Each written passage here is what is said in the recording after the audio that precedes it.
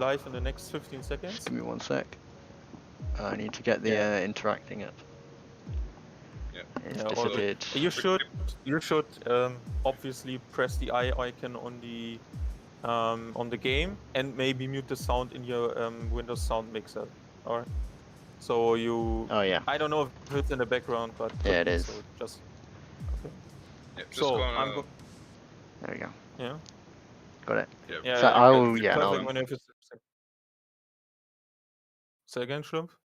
I just wanted to say Doggo how basically how the intro works. Just quick seconds to remind him of that. Yeah, I'm gonna move you down. You can explain something, and then you just you start when you feel good to go. Okay. Yeah. Practice is not that important. So if we Wait, I'm moving you first. Okay, we should be here. So basically, I have to press the start button in the stream app, and you put the intro on with the. Do you know how to interact with this browser thing he told you? So it just like the intro runs through like 3 minutes. Like the first 30 seconds is just like music and stuff, so you don't need to say anything, and then you just say hello, welcome, read some statistics that are there. Then I think there are the driver standings and constructors championships. As I said, if you get stuck, I do it all the time, not joking, so doesn't really matter. And then I think once we're done with the driver standings, you can start to introduce me and say, hey, I'm here with Harold, I'm Doggo, you're casting for you today, blah blah blah, here with Harold, and then we just go to the on-track action. Yeah, you can, like most people know that I'm Schlumpf, but yeah, you can also call me. Doesn't really matter. No, you're starting it. I'm doing nothing. I'm just the co-commentator. Like the YouTube stream should be live, but not showing anything. And you start with the right, on the bottom right, you have the start stream button, and that then starts the stream on YouTube. Oh yeah, we're already streaming. Wait, let me check. Yeah, we're already streaming. For five viewers. Yeah, hello.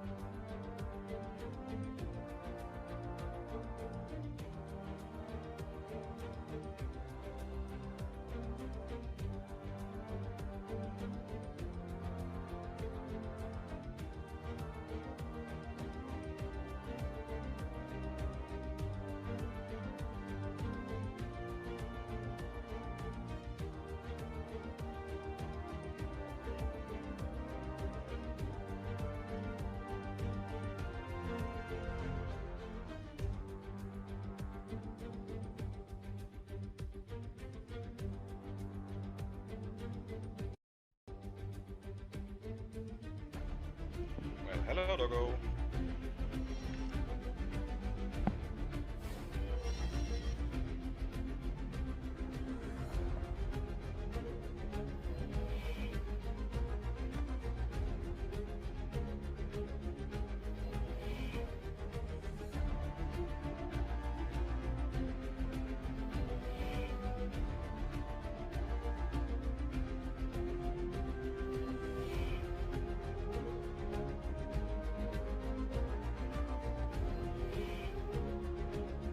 Togo, sorry to interrupt you, but I've just like Streamlabs is not picking up your microphone for some reason.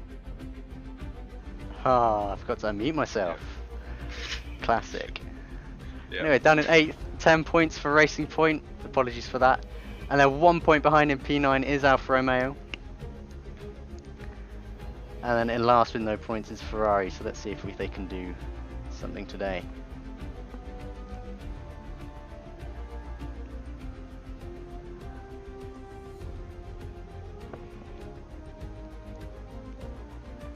Currently at the top of the league is Duza with 105. And then behind him, got Svarke with 73. Murstein with 59 behind him.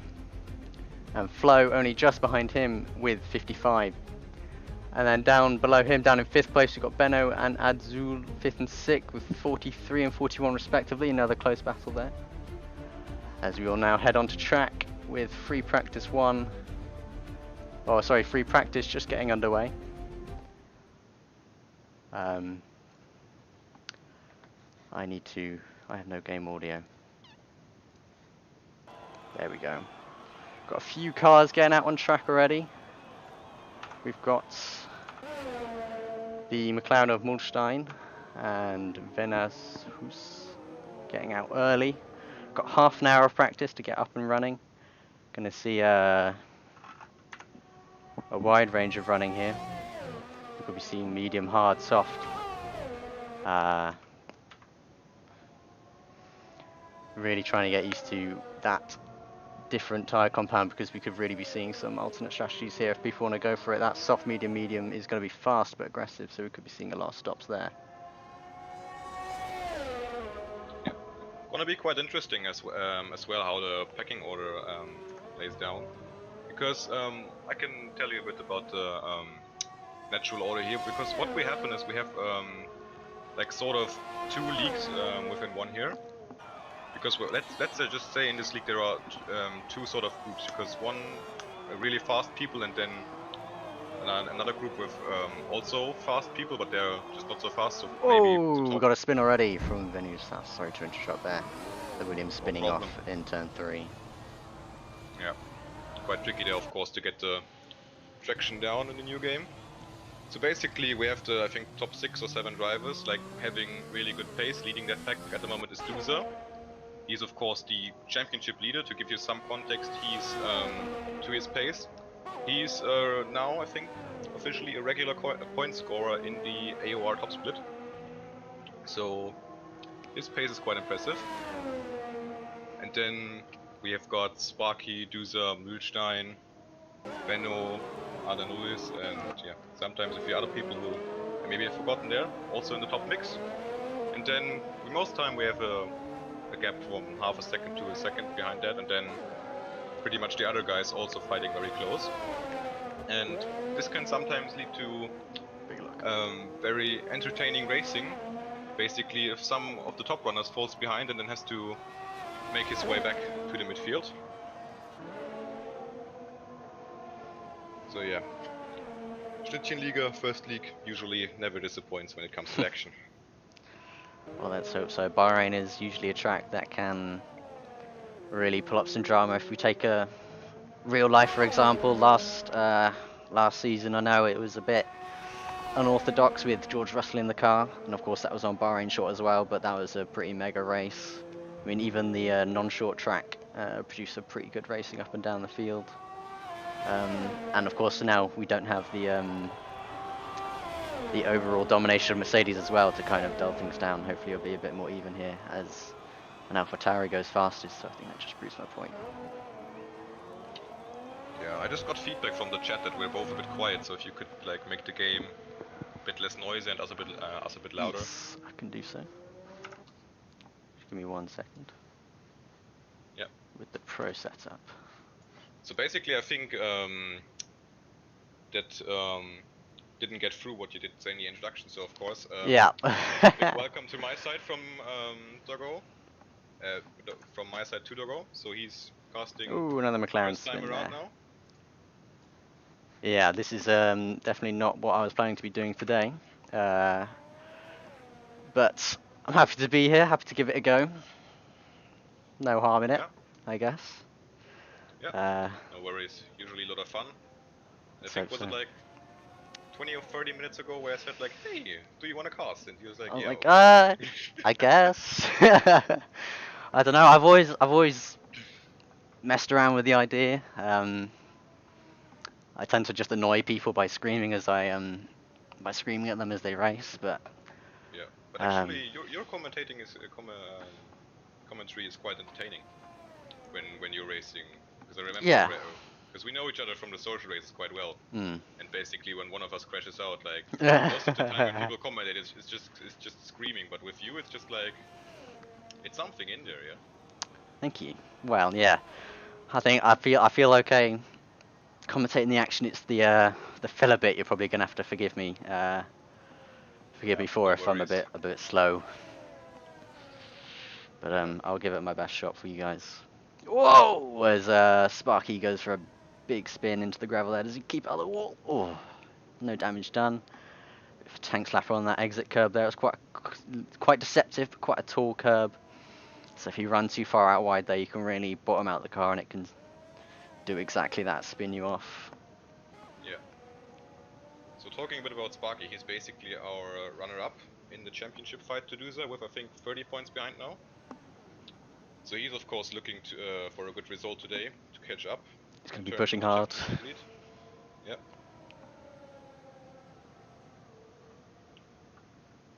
Also behind his teammate there, they're usually working quite well together nowadays. So it's also quite interesting to see what they're doing in quali, if they're slipstreaming each other, and how they're going about the strategy in the race. Correct me, correct me if I'm wrong. It might just be someone's in-game name, but I believe we have Charles Leclerc in the session. Down in 17th? What position? 17th? That should be typical Cody's bug, because it's actually Zoxen in P17. Right. Okay, I'll remember that. Yeah. Is he in an Alfa Romeo in your perspective? Yes, Okay, that's then also Zoxen very is Charles strange. Leclerc. Cool. Yeah. Thank you, Codemaster. Is very cool. I'll have to keep that in mind. I'll try not to call him Leclerc in the race. Although it should kind of stand out as an issue when Leclerc is an Alfa Romeo. Yeah. I think that's quite obvious. That's an issue. It fixes itself. Yes. As Dave goes to the top of the leaderboard with the 29.2 on the medium tyre there. That's a good 5/10 ahead of P2, his teammate Adrian. Sorry, Adan. Interesting BK running the softs. Not quite even hitting the times of the medium runners. There's even a hard runner ahead of him. I'm obviously new to the league, not too aware of everyone's pace, but as he locks up into that corner just there. Tyres glowing. But Flo is also a bit more into the top runners. Yeah. So yeah, he's also a very clean guy. So I raced with him a few seasons here, and yeah, he's a pretty fun guy, pretty fair guy, and yeah, also has good pace nowadays. Ooh, is he big lock a bit to the white into the last corner there, just slightly missing the apex. It's not something you want to be doing on those hard tyres. You want them to last as long as possible. I would assume this is quite a high deg track, so you really want to look after those tyres. Avoid locking the brakes. And I think what we're seeing now with the two Mercedes cars is maybe what I've mentioned with the slipstreaming, but it doesn't really look like a quali run, so it could be just a coincidence between them. Yeah. Mr. Zoxen's name has now appeared on my screen. Wonderful. So, maybe Cody's are watching. Yeah.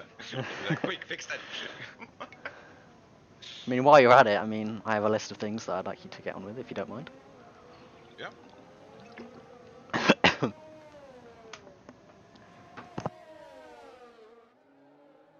Ooh, really sliding that tyre. That's a really... I think that's something we're going to be seeing a lot down here. So I believe that's turn 10, that long left-handing braking zone. You kind of, as you turn, you take that load off the inside tyre. It makes it so much easier for it to just lock up. So that's something you really got to watch out for. Especially when you want to be preserving your tyres. Yeah, especially because it's the outside tire on this track that you lock up there. Can be really nasty once you try to like extend your stint and maybe go up to 80%. this could be definitely deciding if you get a puncture or not.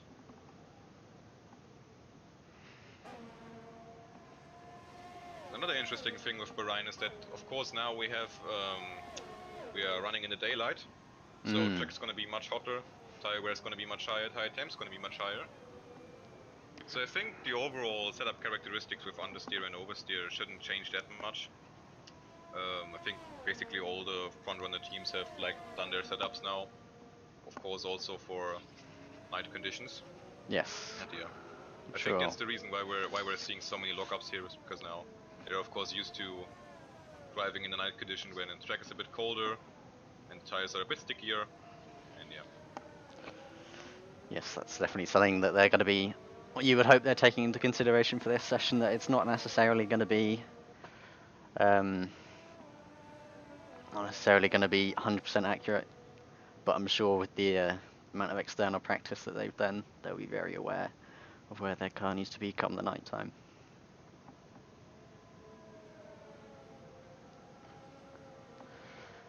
A little bit further down the field to the hard runners, see what's going on down there. We're going to ride with let's take a lap on board with Major for a lap as he comes across the line to start one of his laps on these hard tyres. Come down into turn 1, a heavy braking zone. It's going to be a big opportunity for passing, especially with that long DRS straight. This gives a little bit of a lock up into the quick. Turn 2 and 3 are very difficult traction zone, as you can see from the hearts off the road left. There, up to turn 4. Really pushing the track limits. You want to be over the curbs coming to this one. Try and open up the curb as much as possible. Another lock up on the inside there. Short shift to get the traction down to turn 5, 6 and 7. A twisty section. Use the curbs. Try and hook that car in. Don't run too wide on the exit. You might bottom out and spin as you come down into what I believe is turn 9. Another possible possible overtaking zone if you really get close to the twisties there, down into the difficult turn 10. A big lock up as you take all the weight of that inside corner of the car. It really makes it easy to lock that tyre. That's going to be difficult, especially when you're probably going to be turning right a lot more left around here. So you really want to look after that tyre as he locks up again to turn 11 and up the hill to turn 12 and 13. A flat right-hander. Don't touch that curb because it will lift the car and spin. And then you come out onto this penultimate straight down towards the final corner. No DRS zone here, funnily enough. But still with the slipstream, a good way to set up a pass down the back straight to come to that final corner. An awkward one with the an exit that kind of runs away from you, but you don't want to run it too far, otherwise you get out on that curb. And sometimes it goes up to P9 with a 130.4. It's a respectable time indeed, and to give you a bit more feedback on the sound, I think we're both too loud now. Right. So, that was a problem from before. Maybe just make the game a bit louder, maybe see if that helps. I think we just like, need a bit of checking and adjusting, then by the end of practice or qualifying should be fine. Oh, and there we have a Haas off. Tobias around. Sorry, missed that. Try and find where he is. Fun is Haas around at the exit of Tobias. Believe so.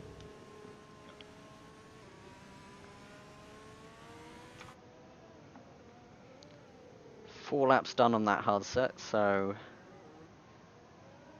I wouldn't expect any that much tyre deg. I'd assume that was driver errors. He gets a little bit wide out onto that outside curb, not somewhere you necessarily want to be. Can also sometimes be a bit confusing with because you have the outer layer there, which they of course drove in real life, and you can't necessarily quite, depending on your camera perspective, you can't quite judge where the curb starts, so it's kind of blind. So yeah, and it's something you definitely like. I think now that he's spun, he's aware of, and That's will what do in the race. That's what practice is for, really. Just to find out how hard you can push the car. Yeah. Get all your spins around in practice. Exactly. Doesn't really matter there. Yeah. And then gotta deliver in quali and in the race. Of course. Also, with this league, we are of course having a full qualifying, just to tell you, and it's quite interesting because we have those two groups. Like normally, all the front runners get through with mediums, getting the better strategy. for the start of the race, of course. But then it can really mix a few things around if someone like gets on softs, and then it's quite a hectic fight for who gets into Q3. Because we've seen it a lot of times in the past where some of the top runners just missed out in P11 because they were gambling too much on mediums, or just didn't get the lap together. So there should be also Ooh. quite a factor around here. Dudes are pushing those hard tyres quite hard through the third last corner on the track. His rear tyres not quite having the amount of grip that he was asking for through there, getting nice and loose, but pulling off a nice save, getting those action points in. Of course not improving that lap, which isn't a surprise considering that slide.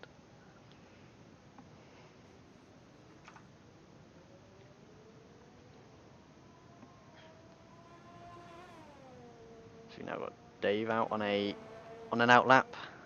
We'll watch him for a bit. He's the fastest guy on track as of so far. Of course, he's now on a fresh set of hards, so I doubt we'll be seeing any improvement. But we'll follow him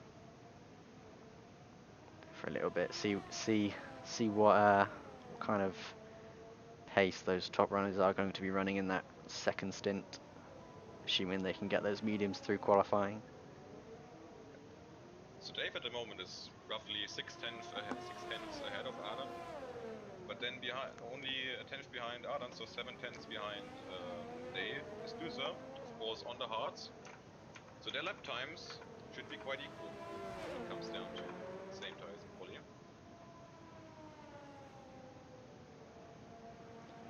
Yeah, this should be a close one. Yeah, Dave has now done the opposite to Unsere and put the hards on now. Unsere, of course, has also done some laps Ooh, oh. on the hards. Yeah, so I assume from what we see here it's just going to be a one-stop medium soft. But I actually have no idea, because I haven't driven this track in a long while. Yeah, I think those that have nothing to lose are definitely gonna, or most likely, go for that alternate strategy. I think. Yeah, especially with safety cars here. Yes, exactly. I think 17 cars on track is a high possibility we could see some action, maybe a safety car, really mix things up. Yeah. As Flo has just gone fast on the mediums with the 27.94. First car into the 27s this session. Yeah, that's probably then his first quali attempt on low fuel, of course. That's the thing about practice, you don't really know who's running what, it's hard to tell. Yeah, So could be all different, but yeah. I just assumed it because, like, of course Flo and Dave are both good drivers. But I don't think that one is 7 tenths faster than the other. Like, depending on how you put it. Because usually, like, you have most of the runners not showing their true pace in the practice session. Yeah. But then one or two always do. So to be on top is just Little ego boost. Yeah, little ego boost.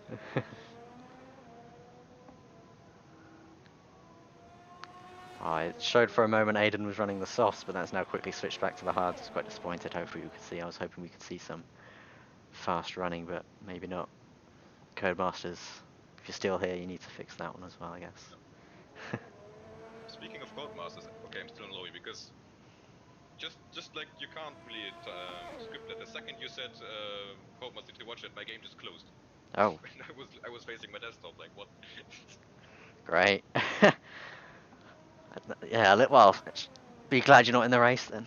That would have been awkward. Yeah, that would have been. Lap 1 race, lap 1, turn 1, interesting. just turn the game off. Okay, so just look at the chat, and what they say is need to keep a lookout for Mühlstein. So he's currently in P10, and he's suspected of like lagging. Not suspected sounds pretty harsh, but yeah, Let's keep always an eye can on him. happen. If your internet decides to have a bad day, happens quite a lot here in Germany, or yeah, basically if they have long games to have a day. I should get the stream up, that would be a good idea. I should probably get the chat up. Yeah, I'm looking at the chat from time to time, also to check to see if the stream still goes without any problems and if the sound's right. Let me do another sound check then. So I try and spell the name.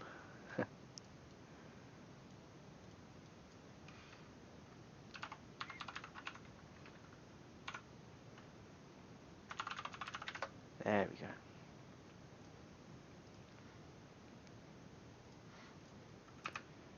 Apologies for that. As Dave has just topped the timesheets on the hards with a 27.8. So he's definitely starting to flex his pace a little bit there. Yeah. Maybe also he has dropped a bit of fuel, just a bit of fuel out there. Mm. Also, speaking of the sound, we think the game is still a little bit too silent, but not by much. Okay. So we're getting there, slowly but surely.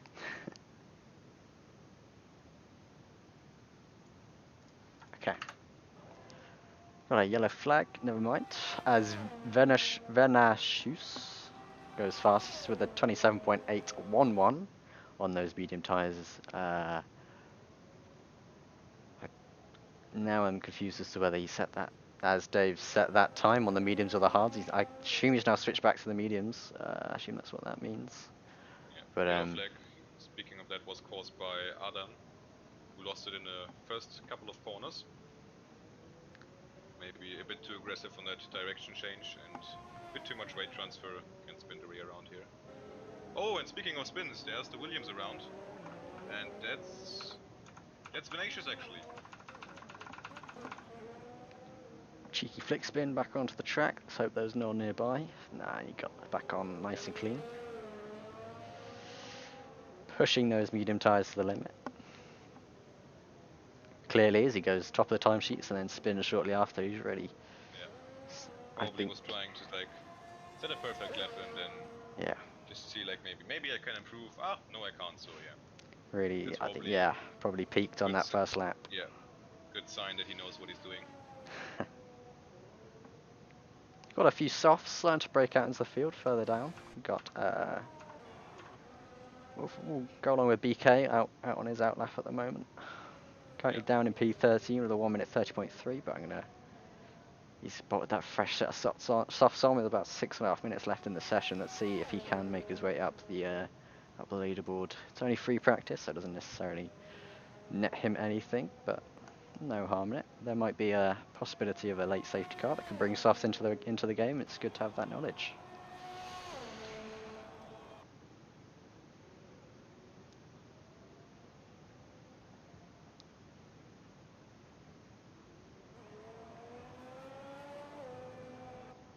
He's also got... So I think they... Yep. So, no, I was going to say, I think Flo is now out on the softs as well, up in P3, so we could definitely see some, maybe some late dashes for the top of the leaderboard just to kind of state your position. Yeah. I think what we're looking at right now is Dave doing his quali attempt on the mediums, or qualifying simulation. He's in ERS mode 2 and just really cutting the curb here out of turn 3. Trying to use all of the track into turn 4. Yeah, a little bit of a lock up. Of course going on the curb, using all the track. Now, really difficult fast section, but he keeps it really stable through there. Gets on the curb. I think you can do it. If you hit it in the right way, you can get onto the curb. If you hit it in the wrong way, then you're off. Now, into the interesting part. Turn 10 is dead. Yep, also locks up there. Then now on the back straight, the area is open. Preparing for turn 11, break between 150 meters. Misses the apex there a tiny bit and then decides, yeah. That is that for that run. Maybe just gonna save fuel on ERS for a next attempt and see what he can do there. I wonder if people are, just Flo currently on an outlap on those softs, I wonder if people are considering that alternate strategy, going softs, mediums, and mediums to the end. See if they can really push it. It'd be interesting to see that in the top group with Flo bolting them on right now. We've also got MK Down in 5th with them on. BK, as we were watching him earlier, down in 10th, he's now up to 6th. They're 28.2s. That's about a 2-second improvement for him on those soft tyres, really showing the pace difference right there. As Duza goes up to P1 with a 26.9 on the mediums, first car into the 26s, and then General, his name's cut off.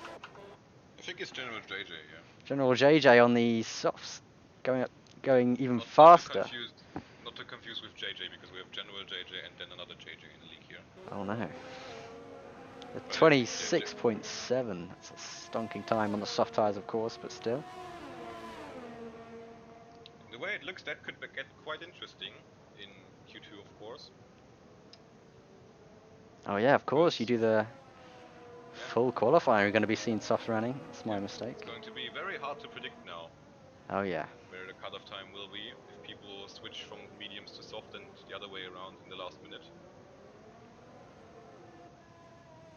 So also, of course, you want to do, of course, at least runs in Q2. So you want to, first of all, like you don't want to wait to the end, because if you bottle your lap, then you're gonna start pretty much last.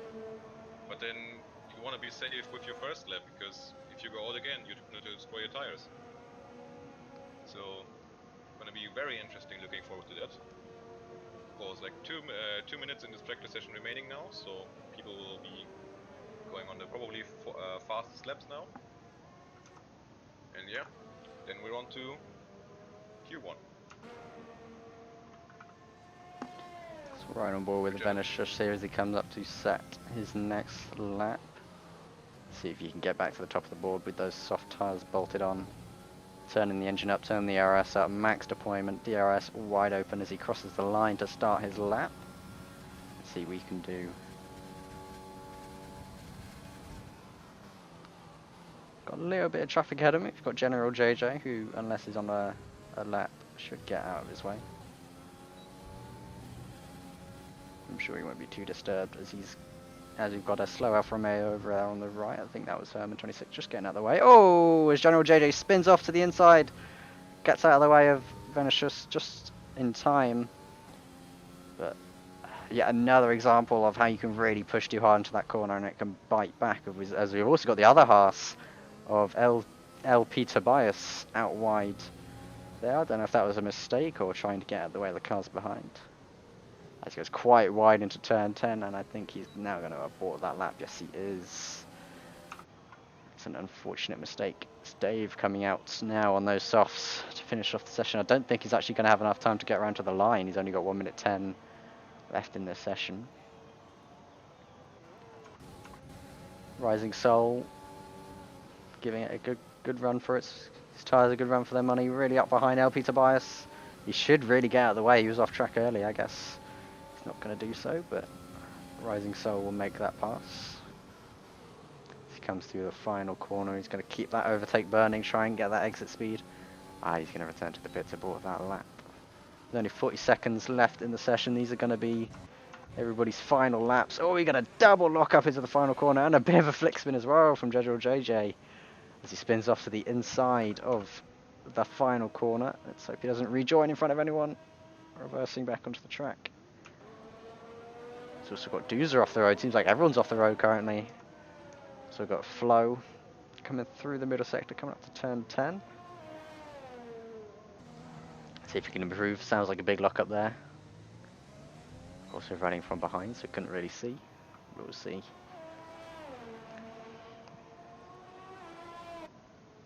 As the checker flag is now waving. So anyone that crosses the line will be finished. This is going to be everybody's final laps. Let's see if they really gun for it. Although Flo is currently running ERS 1, so this might just be another race sim.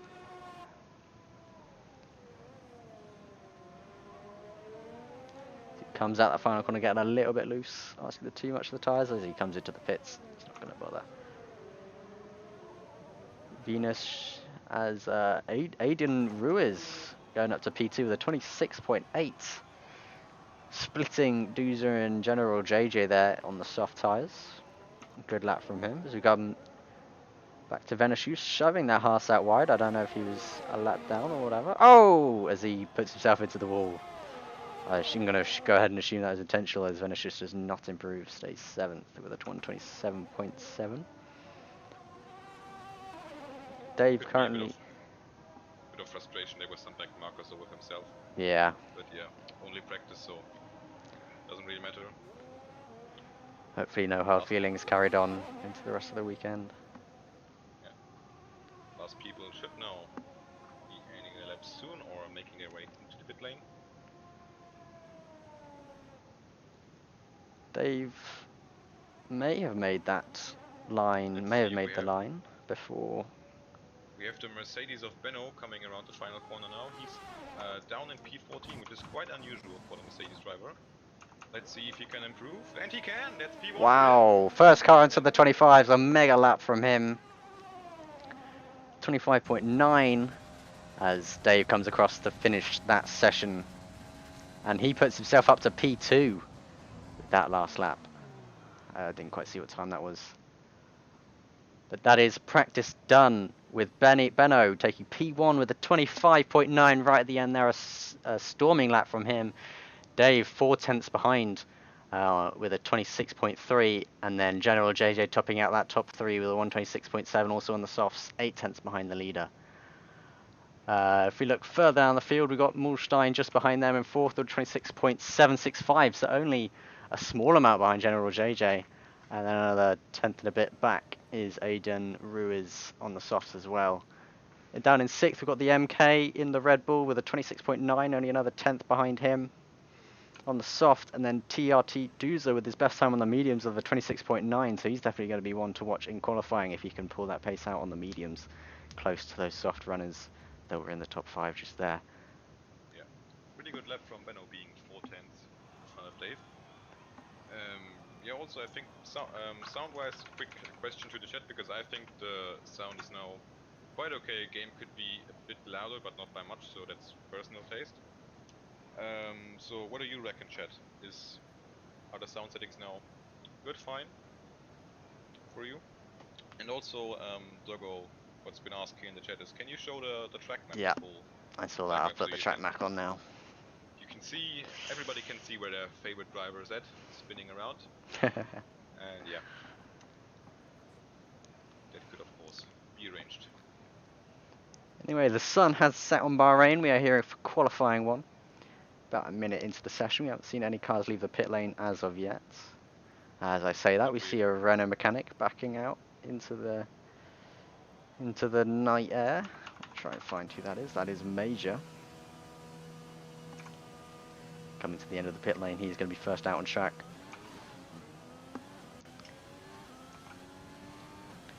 He comes out on those soft tyres. So Q1 is clearly just going to be getting through it. Just want to be there for Q2 and Q3, well, that's where it really makes up the race. Q1 is just being there.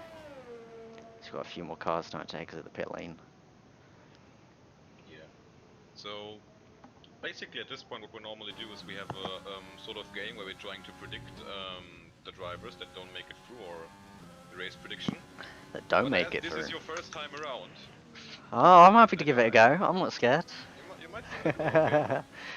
So what is it, people that Okay. don't go through into Q2, or? So yeah, it's first of all we now gotta pick the 2 unlucky guys not making it through Q2. Let me get a piece of paper so I can note everything. So So someone that also- has the pace to but won't. No, but basically like it doesn't matter if they okay. if they're unlucky or if they have the pace to, just like who's out at the end of Q1. Okay, well. Like, let me see. I can just because I have a bit of an advantage here. I say I'm going to go first. Okay. So I think so. Basically, the point how it works is basically you get a point if the driver you pick is out, you get a point, and if he's in the exactly the right position that you thought he would be, then you get another point. Also, yeah, reminder to chat. You can of course also join us in that game. So P17 I think is going to be LP Tobias. Okay. And then let's see.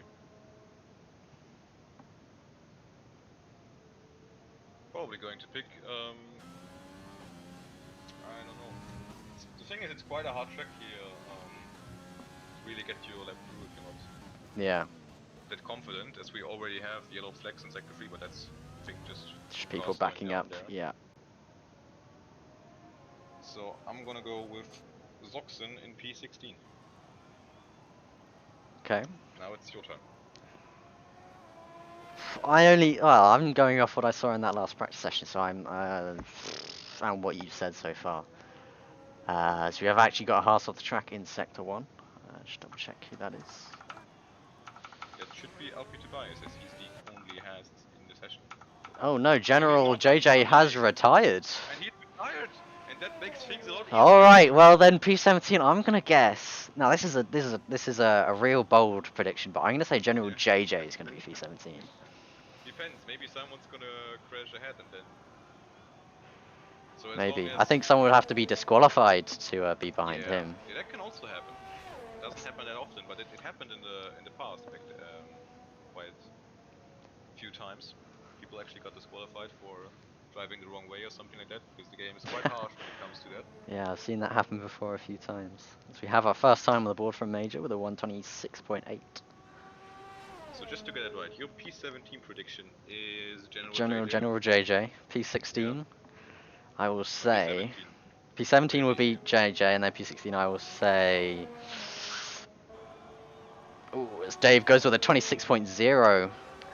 Tobias also coming across the line with in P3 with a 27.9. So I'm going to assume that was a scuffle. As Mulstein then comes across the line with a 29.6. The time's quickly starting to climb here. P16 I'll say is going to be Zoxen. I'll just get out of the way as it's starting to kick off now. As Kenez comes across the line in P4 with a 27.1. So yeah, P16 I'm going to say is Zoxen for me. Yeah, so gonna be interesting to see how that unfolds. Quite some traffic forming in sector 2 now. Mulstein.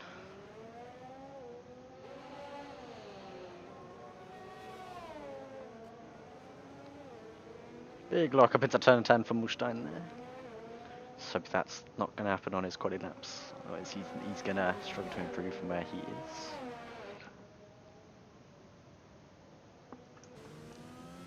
I think Mulstein is straight on another lap, the way it looks. He is in ERS mode 2. Yeah, now coming up to the penultimate corner. Taking a Nice lot of that line by inside him. curb. Really pushing those track limits there, but that's what you got to do to get to the top. This gets nice and wide on the outside curb. Locks up the inside. Comes up to the line. We can't see his delta on the wheel, but I'm sure he can. Is it green or red as he crosses the line? It is green. He goes 25.4. That is the benchmark to meet for the cars behind. And that is a solid time, about 5/10 faster than the next car. So people have got some work to do. Of course, now going to get out of the way of the people behind him. And yeah, let's see where that puts him in the end in roughly 12 minutes time.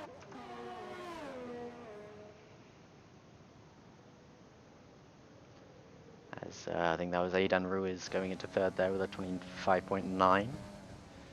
We now have Flo crossing the line to begin his first lap. He showed quite some impressive pace as well in practice, of course. So let's just do a flying lap with him. Let's see where he comes out. Really short shifting out turn 1 there. Now approaching turn 4. Not goes out too wide like we've seen with other cars or other drivers here.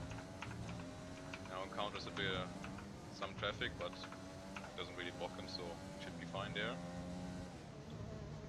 And I think what we're seeing here from Flo is he's a bit more careful, like leaving a bit more, like of course being on a fast lap, but leaving just that tiny bit more space to the curbs, just to be safe, not to invalidate and not to get the car unstable. Duza goes fastest with a 25.4. Sorry to drop in there. Yeah, no problem. Trying to get a bit of slipstream there from Mulstein. But yeah, not really much. Now going into the third sector, into that fast right-hander, positioning himself way to the outside for the penultimate corner. Also getting it nicely and with a bit of space left, so to be safe that there's no track limit invalidation. Coming up to the final corner, he goes into 8th, while we see Wittstein staying in 7th for this corner. Accelerating out of the final corner. Let's see where that puts him. He goes across the line into P1. 25.3, Ted clear of the next car in P2. That is a good time, and as you said, he's not really pushing those curves. I think he's got more to find there, so flow is looking strong for this session, I think, as we have a stopped Williams just up the road. Kenez having another spin.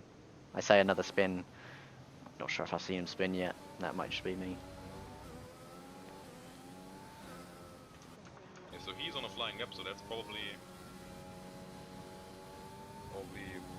not going to plan for him there. Let's see if he has enough fuel and ERS for another lap. ERS should be enough. Fuel we don't know, of course. Finish just comes to the line. This looks like a hot lap for him. Maybe not. Now it is, so we'll stick with him for this lap, I think. He comes down into turn 1 hard on the brakes down, those gears as quick as you can. A little bit of lock up on the right. And then short shifting your way up through the gear to get that traction through 2 and 3. Open the DRS for the straight along to T4. As you come up to that braking zone, you'll be as far left as possible over that curb. Really open that corner. Don't quite touch that curb, otherwise it will send you wide. And then get on the power as early as possible. His teammate spinning there earlier, so good thing he didn't. You come down through the twisty section, avoiding all those curves as they can really mess up your lines into turn 9. Another traction zone, getting that power down nice and hard. As he comes down into turn 10, a difficult corner not to lock up into. As he does lock up, goes slightly wide on that final apex there, gets that DRS wide open. He'll try and make up that time lost in this last sector as you come up to turn 11, all the way out onto the outside curb. Open up the corner as much as possible. A little bit of a lock up there, but I doubt too much. Oh, as he gets over that curb, and he's now invalidated that lap, pushing a little bit too hard there. But he's got 8 minutes to go, so I'm sure he'll give that another go. He's out of fuel, so he will just return to the pits now. But yeah, 7:55, plenty of time to make up to set on a lap. Also, I got reminded in the chat we should watch out for Milstein, as something is not right there with his legs, so suspected legs there. He's in the pits at the moment, but yeah, he's in the pits at the moment. Just go on board next time around with him. Personally, I've kept an eye on him while you were doing your hot laps, but I haven't seen anything suspicious yet. But yeah. Yeah, I've watched him a little bit, but about a sector or so. He looked fine to me, but keep an eye on him. Of course, we don't have these nice symbols like the X's and bad internet connection symbols telling you that there's something wrong. Yeah. Because I think we have some rules implemented here against people like lagging, so you have to like fix it or something if it's confirmed. But okay. How do these exactly work? We'll leave that to the professionals. As Herman goes up to P7. Herman puts himself P7 with a 26.2. So he's got a little bit of a gap to P6 of Aidan Ruiz, but I'm sure he can find that. We've got a Haas stopped in the midfield. It's LP Tobias, who's had a spin coming up to turn 9. He must have got wide out onto that curve, I'm going to assume. And that's puts him facing the wrong way. We've still got Venetius General JJ, who's not in the session anymore, and Benno still sets a time. Although it does look like Benno is about to set a lap. Looks like he's just got underway here, so we'll keep an eye on him.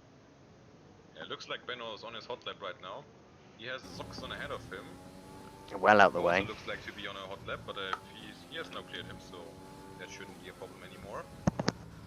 Quick reminder, Benno was the guy who topped the timing sheets in the free practice session, so he shouldn't have any problem here, being one of the fastest drivers to get out of Q1. Just needs to hope that he doesn't invalidate his lap or loses the car somehow.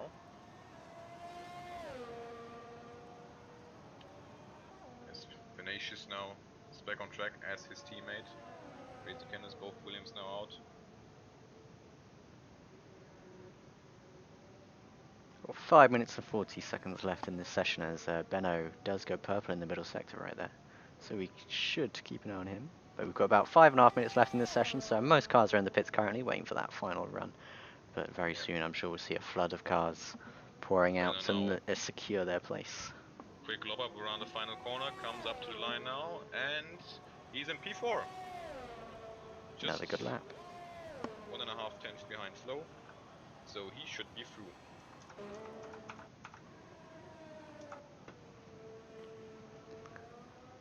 And just behind him, Venetius coming up to start his lap after his first one was invalidated.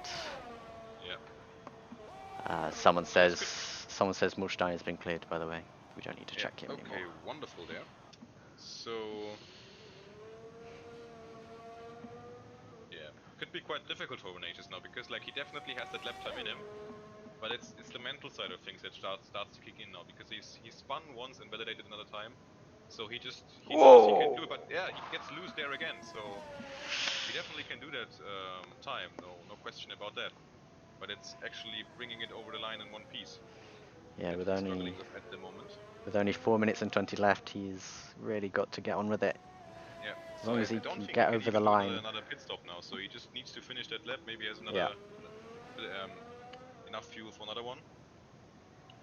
But that will then, if Venetius does improve and gets into the top 10 or top 15, he would then push the MK down, who's at the moment 3/10 behind LP Tobias.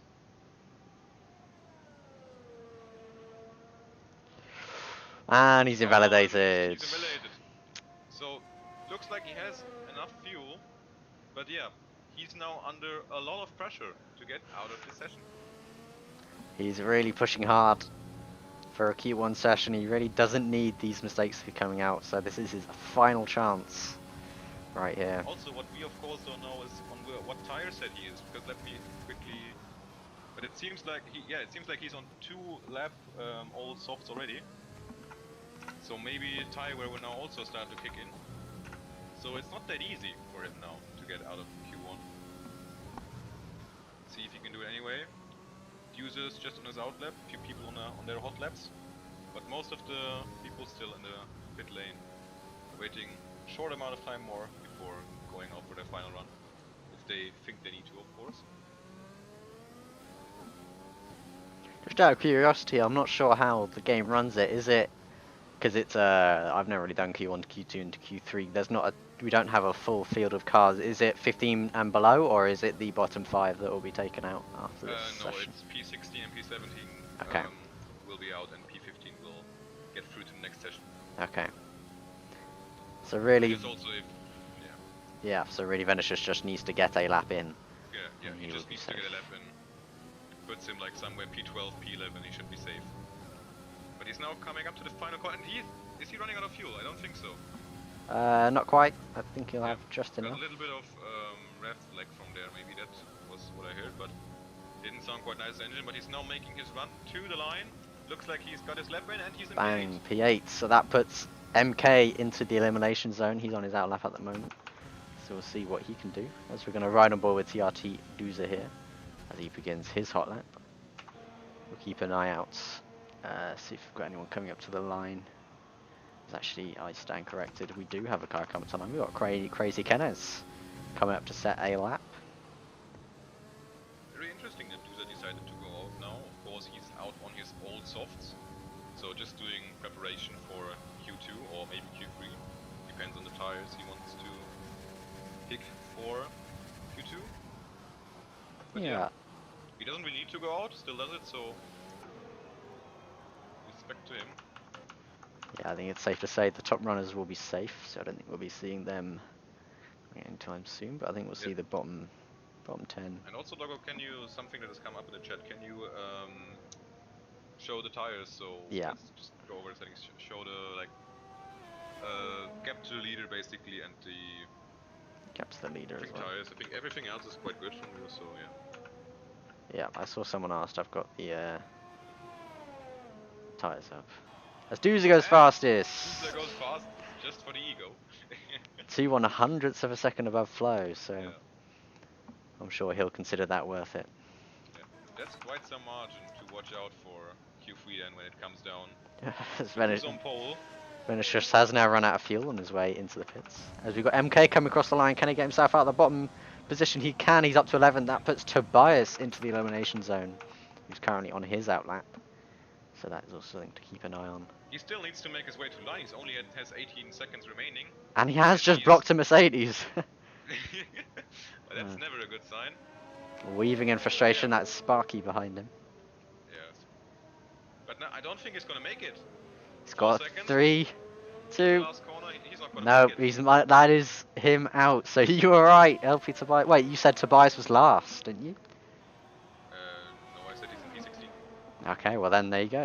You got that one right. But Unless oh no, I forgot. Yeah. commentator bug or Yeah, Cody's being Cody. Yeah, he they has of got course time. can have a different time then. So Of yeah, course. Tobias still on a valid lap then. Well then, let's write on board, see what he can do. Can he put BK out of Q2?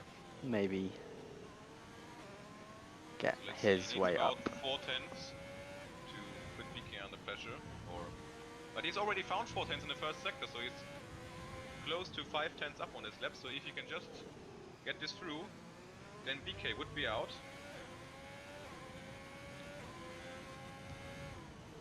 So I think Duza has run out of fuel in that final sector. That's what the yellow flags are for. Oh, as he gets loose on the exit of turn 10, is that going to hamper him?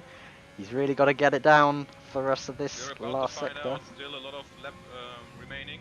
He has got a slow Williams ahead of him. That is, I assume, Kenny, Kenneth, sorry, who was retired. He's pulled out He the way. gets out of the way, but I think it's illegal to retire here, but yeah. Ooh. Stewards have to watch this after the race, none of our business now.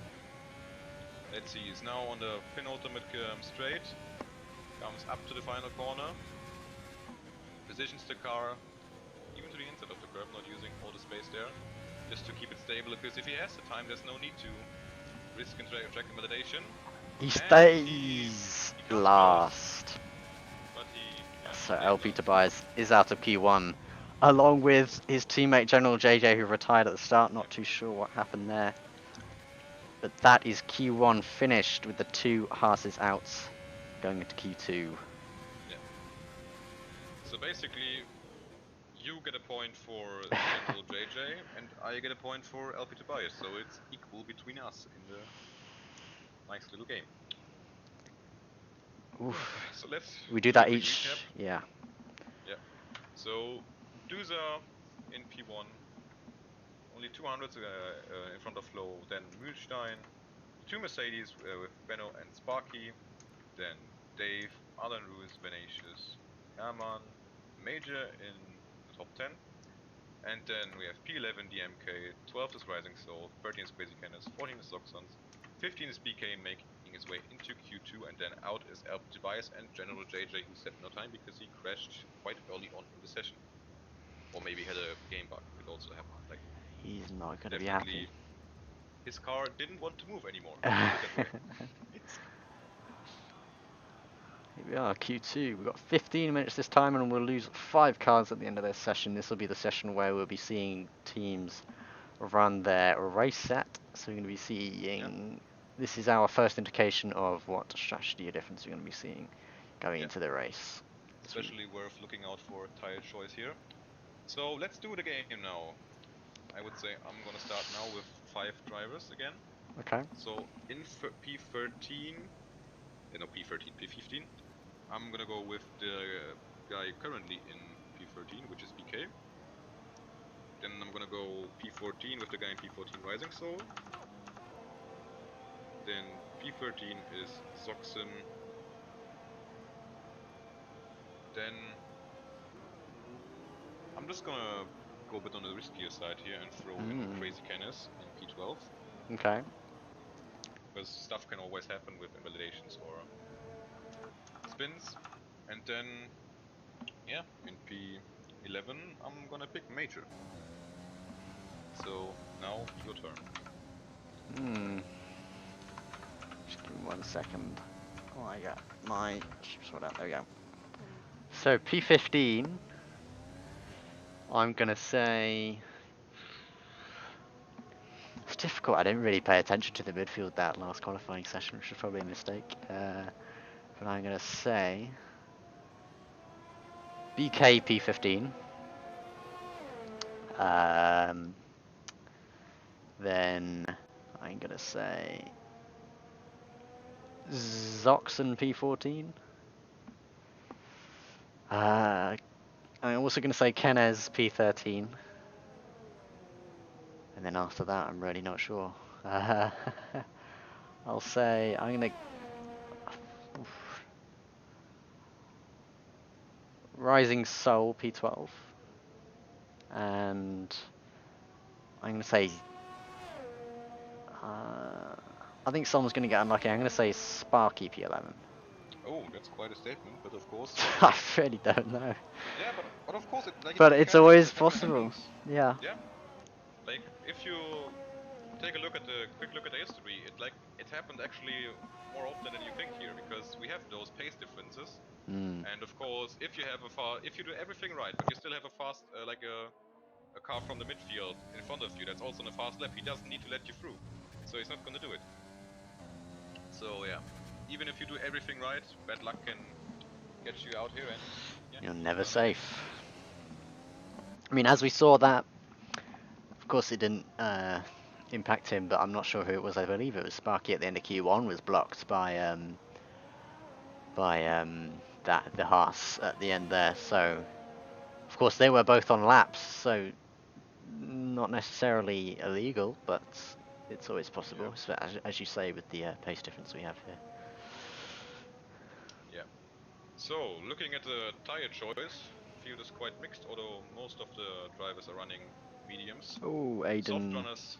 Sorry, Aiden has just invalidated his first lap, so that's him out the way. Soft runners currently are the Williams of Crazy Canners, and then MK Doozer, quite interestingly enough, but he's still in the pits, of course. And then on an out lap is, no, on a hot lap is BK, also on softs. Okay, just beginning his lap. So we have our first times coming in. We've got MK with a 26.3 on the softs, and then Sparky 5/100ths on the medium though, so that's an impressive time for him. As we look who we might have over the line next, I believe we have Morstein next on track to cross the line, as he's actually going quite slowly, so I'll assume this is an outlap. Majority of cars still in the pits. I imagine we're only going to be seeing probably one, maybe two runs from cars here. We want to be preserving those tyres as much as possible for the start of the race, so this is going to be quite a quiet one, I think. So here we go, Morstein coming to start his lap.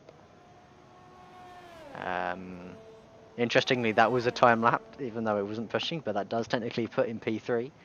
However, he is 6.9 seconds behind P2, so he's got a little bit to go there. Sorry, behind P1. But I'm sure he can find that time. Yeah, looking at them now, I think Crazy Kansas should be the next car to cross the line. On those soft tyres.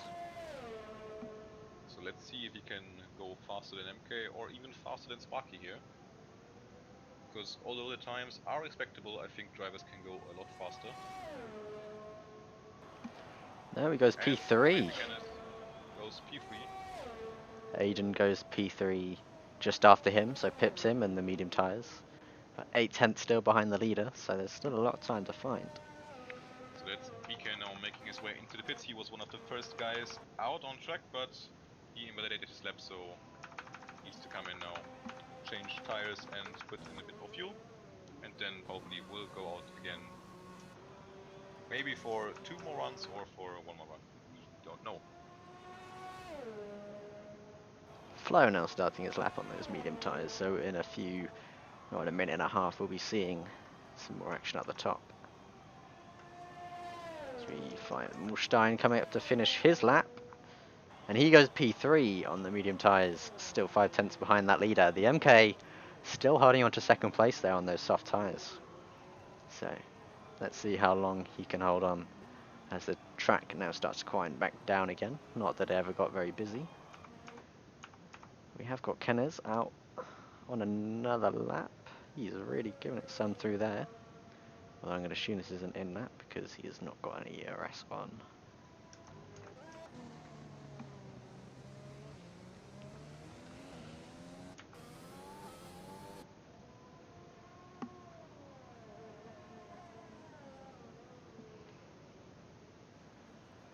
Dave, oh, Venishew's getting a little bit of a slide going on at a T10.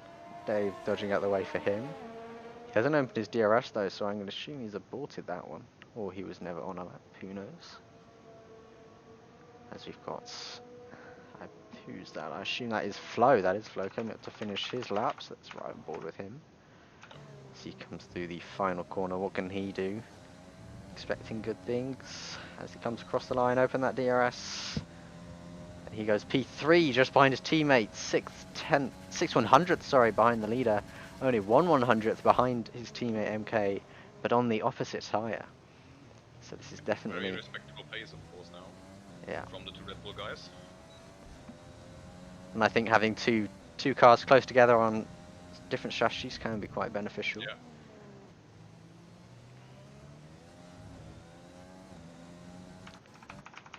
Reneshu starting his lap on those medium tyres. Let's see if he can keep this one a little bit cleaner than Q1 was for him. Maybe he's learned his lesson, had a little bit of time between the sessions to cool down. Yeah. So let's see what he can do as he comes down that middle sector into turn 9, looking up that inside a little bit, and then getting back on that power for the dash into turn 10. As he comes down the braking zone, he doesn't lock up the tyres, which is probably an improvement. As he comes out of turn 10, get that DRS wide open down the straight, burning that ERS away, getting nice and wide for the entry for turn 11 out over that curb. Cuts in nicely. Then up the hill through the flat out section of twists and turns. Don't quite touch that inside curb, get out nice and wide for, I believe that is turn 13, and then down the penultimate straight, getting again nice and wide for that final corner. Out over that wide curb. As Flo goes fastest, we've missed that, but that is 26.2. Sees Pip Sparky by about 8/100ths there. And as we come vanish across the line up to P4 with another respectable time for him. As Dave also comes across the line and takes P4 from him just behind. So Vanish just down a spot just there behind Dave. So next car coming up to the line is his teammate. He's not on hot lap yet, of course.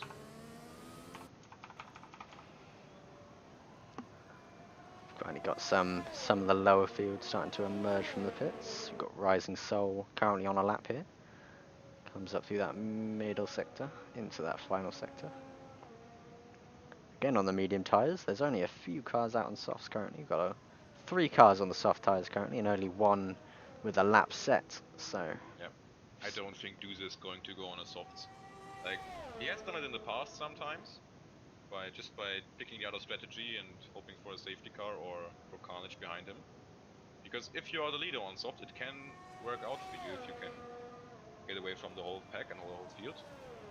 Rising Soul now crosses the line to go into P9. it's the last of all the cars that have set time. Yep. 2 tenths behind the next car, so I'm going to assume there was a mistake of some kind on that lap.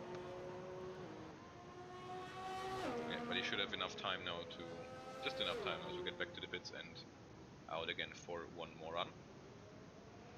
Might give those softs a blast. Some lock up into turn 4 there. Now going through the middle sector. Another lock up there. Now coming up to, it's turn 10. Another lock up there. That shouldn't have costed that much time. Was really a tiny one. Now on the back straight, open up the DRS, using all the power, staying all the way to the right side. Be careful not to invalidate there. He does that very well. Misses a bit of the exit there, leaves a bit too much space there. But maybe he's got enough fuel for 2 laps, so he's playing it safe on the first one. Nicely done through the penultimate turn, now coming up to the last corner. Again, staying as much as you can to the left. Make the track as wide as possible. Taking a bit of the curb. On the throttle now, coming up to the line, open DRS. He's gonna cross the line and he's gonna put himself into P10. Really on that elimination mark, it's gonna be tight. He's still got 4 more cars behind him to set a time, so he might need to find a bit more pace, as I say that. Rising Soul, was that? No, Rising Soul is now coming into the pits. He should have just about enough time now to be pushed in again and refuel, maybe change tires and get out on another lap. Someone has just gone above Zoxen. I believe that was Interesting to see Aiden. now that all the top 5 drivers are currently into the pits. So if they want to go out, they have to do it soon. Rising Soul has retired from the session, so he's not planning on improving or going out again. So that is one freebie for those below them. Well, not necessarily actually have to beat him first, that's my mistake. So we're now for crossing the line. I assume that is Herman coming to start his lap. We'll follow him, he's the next car to Set's time, I believe. He might have... Sorry, we have Benno coming up to set his time. He's currently last. Where can he go? P6, so that pushes Rising Soul down into the elimination zone. As Zoxon comes back into the pits. And next we have Duzo across the line. Sorry, he's on his out lap, so he's now starting his lap. And Major just behind him will also be starting his lap. And then behind him is BK, who will be setting a time. He's on those soft tyres. Although that is a slow run into the final corner, so I'm going to assume that's an in lap. So Aiden Rue is the next car to cross the line, so we'll ride on board with him. I think we have a spinner of a McLaren. That is Mulstein. I believe he spun. Maybe he's just getting out of the way for his teammate. Currently P8, just ahead of this car. Aiden Ruiz in P9 as he comes up to the line. DRS open, can he improve? Yes! He goes up to P8, just ahead of Mulstein. And takes that single spot away from him. Up to the line next is Herman to set his first time of the session. We'll see if he goes for another one after this, but this is his initial benchmark time. He goes to P11, so he doesn't quite get out of that elimination zone. So that's going to be his last attempt. Definitely going to be out of Q3. The question is just what starting position is he going to get? Because we still have Major and Duzer who haven't set a lap now up to this point. But Duzer now coming up through the final corner, taking a lot of speed there on the mediums, waiting until the last second. He's gonna cross the line and P1. go in P1. What a machine. 26.1. What a great lap from Duzer there, pipping Flow on those soft tyres by 7/100ths. Major now coming up and going wide through the last corner. Sorry to interrupt you there. Hasn't invalidated though. Lucky one. He goes P14. P14. That's how you say it. So that is the So elimination Crazy Ken is zone. getting across the line in Oh, he just made it! Yeah. But I think for us he just made it. For him it was probably just like the Of easiest course. thing in the Yeah. world. It's very easy to forget that exists. Yeah, I know. I really get into it and then you realise, ah, Yeah. it's not quite as cool as you thought it was. Yeah, me too. But anyway, Ken is deciding whether Mulstein will be starting on those mediums and maybe not. He is on a fresh set of softs, so he's really gunning for it. He really wants to be in that top 10 into that Q3 session, so this is going to be tight for him. I think, in my opinion, we were talking about a out of position car. I assumed it would be Sparky. I think we're going to be seeing Mulstein out of position here. It's going to be interesting, yeah. Talking about Mulstein, yeah, he's not on a fast lap and he's usually one of the faster guys. So he could be just the one missing out if we see Crazy Canis improving. But let's see, yeah, Crazy Canis definitely on a hot lap with fresh softs, sorry for that. He has improved 610 throughout the second sector, so he's definitely on a hot lap. So if he's just going to make it through the final corner, he should be in, and that should put Mulstein out of Q3, sorry for that. Making his way through the final corner, looks good, no validation, DRS open, across the line. P9. So Mulstein is out of Q3. And that is pretty much our session over. Mulstein currently out on track, but he's not on a quick lap. And so But look at that gap between Arden and Mulstein. Just by how close. Mulstein is not into Q2. Q3, for fuck's sake. Q3 missed out by 2/100ths of a second for Mulstein, so I'm sure he's not going to be too impressed with that. I'm not sure if anything went on for him in that session there, or whether that was just bad session. Maybe that was bad pace. I'm sure we'll see in the Also, race though. One thing, we have to pay a bit of credit to BK, who's in P8, because we both put him in P15. But he definitely proved us wrong, so Fair play, BK. respect to him. So that is Q2 over. That is the strategy set. That is the bottom 15, sorry, the bottom 5 sets. And now we go into Q3 to set that top 10. But after Q2, this is how we stand. We have Duzo, who was fastest on that medium tire with the 26.1, and then 7/100ths behind him is Flo in the Red Bull, and then Sparky in P3, closing out the top 3, and then in MK in the Red Bull with a 26.3 on the soft tire, the fastest soft runner that session. Then behind him in P5 is Dave in the AlphaTauri. Also on the mediums, P6 is Venetius with a 126.5 in the Williams, and then P7 is Benno in the Mercedes, also on the mediums. And then we have a string of 2 soft starters. That would be an interesting start with BK and Crazy Kenneth, and then Aiden in P10. All our drivers progressing to Q3. Yeah, so quick rundown of the game. We both got BK wrong. We both got Zoxon right, but none of us in the correct spot. And then we both had Rising right, and then I had the Major right as well. And of course we both had Crazy Kenneth wrong. And you had Sparky wrong as well. So at the moment I'm leading you by 1 point. Oof. All comes down to this. Yeah, quite close. No, we still have the race prediction then. Ah, okay. But yeah, we are now going to pick our top 3. Our top 3, okay. So I'm gonna start again. I'm gonna pick Duza P1. Okay. And then I'm gonna pick Dave P2. Okay. And Benno P3. Okay, I'm gonna say Flo P1. Okay. Dave, no. Duza P2. Dave P3. That's my prediction. So Dave P2.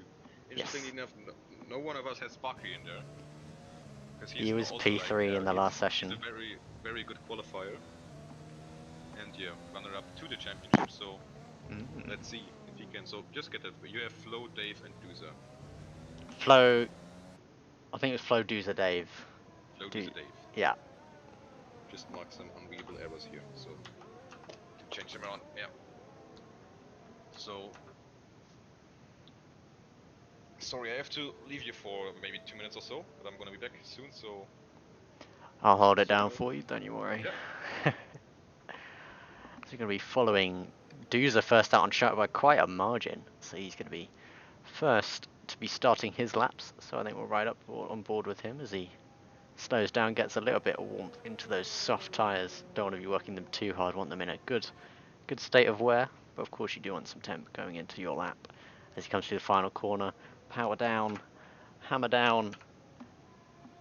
So I'll get this all set up for you. I always forget to do that. As Duza begins his lap, that's right on board with him. He's Schlump's prediction for pole. So let's see how he performs. Everyone on that soft tyre. Tyre strategy does not matter anymore. This is all or nothing for the drivers as he comes up towards turn 4, all the way out to the left. On the brake just past that 100 meter board, get into the apex. Don't want to quite touch that curb. Then use as much track on the exit as possible as you come into the downhill twisty section. A 27.5 for the first sector. He comes into turn 9, all the way out on that curb, a little bit of a lock-up on the inside, but then back on that power, up through the gears for the short little dash down into turn 10, trying to not lock up that inside because that can push you wide. He does a little bit, but he still makes the apex, so not much time lost there as he gets back on the power with the DRS wide open, flying up through the gears, down along this little pit straight right here, into turn 11, as he comes back up the hill.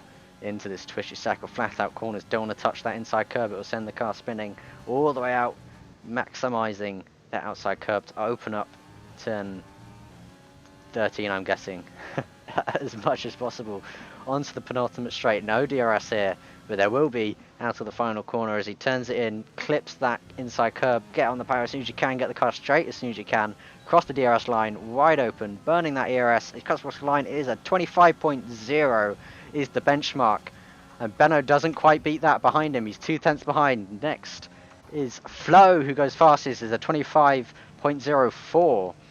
As Sparky goes P3.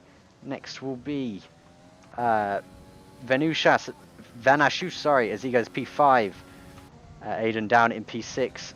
Dave, sorry, no, MK will be next across the line. He goes P7. And then it will be BK who goes P8, just behind MK. Dave next across the line, goes up to P3 with a good time there. It's a very close top 3. And then the last car to set his initial time will be Crazy Kennez as he comes into the final corner. Working nice and late, lock up on the inside. I'm sure they didn't lose him too much time. He still got to that apex on the power. Open up that DRS as he comes to the line. What's he going to do? It stays P10, about a 2/10 behind BK, so a little bit of time to find. But the top 3 covered by 7/100ths of a second. I think we're going to have quite a tight Q3 coming up here. But Flo on pole. This is actually my predicted grid, so if we want to just stay here, that would be great. And I can just rub it in Harold's face a little bit. That would be quite nice. I'm sure he'll be very happy to see that when he comes back from wherever he is. But now all the drivers turn the car down. Look after their tyres as much as possible in case they don't improve. Ignore that. I'm too used to doing short quality. These tyres don't matter anymore. But either way, they're going to take it nice and easy. Back into the pit lane for a quick refuel. Change the tyres. Give it one last blast for that final grid position.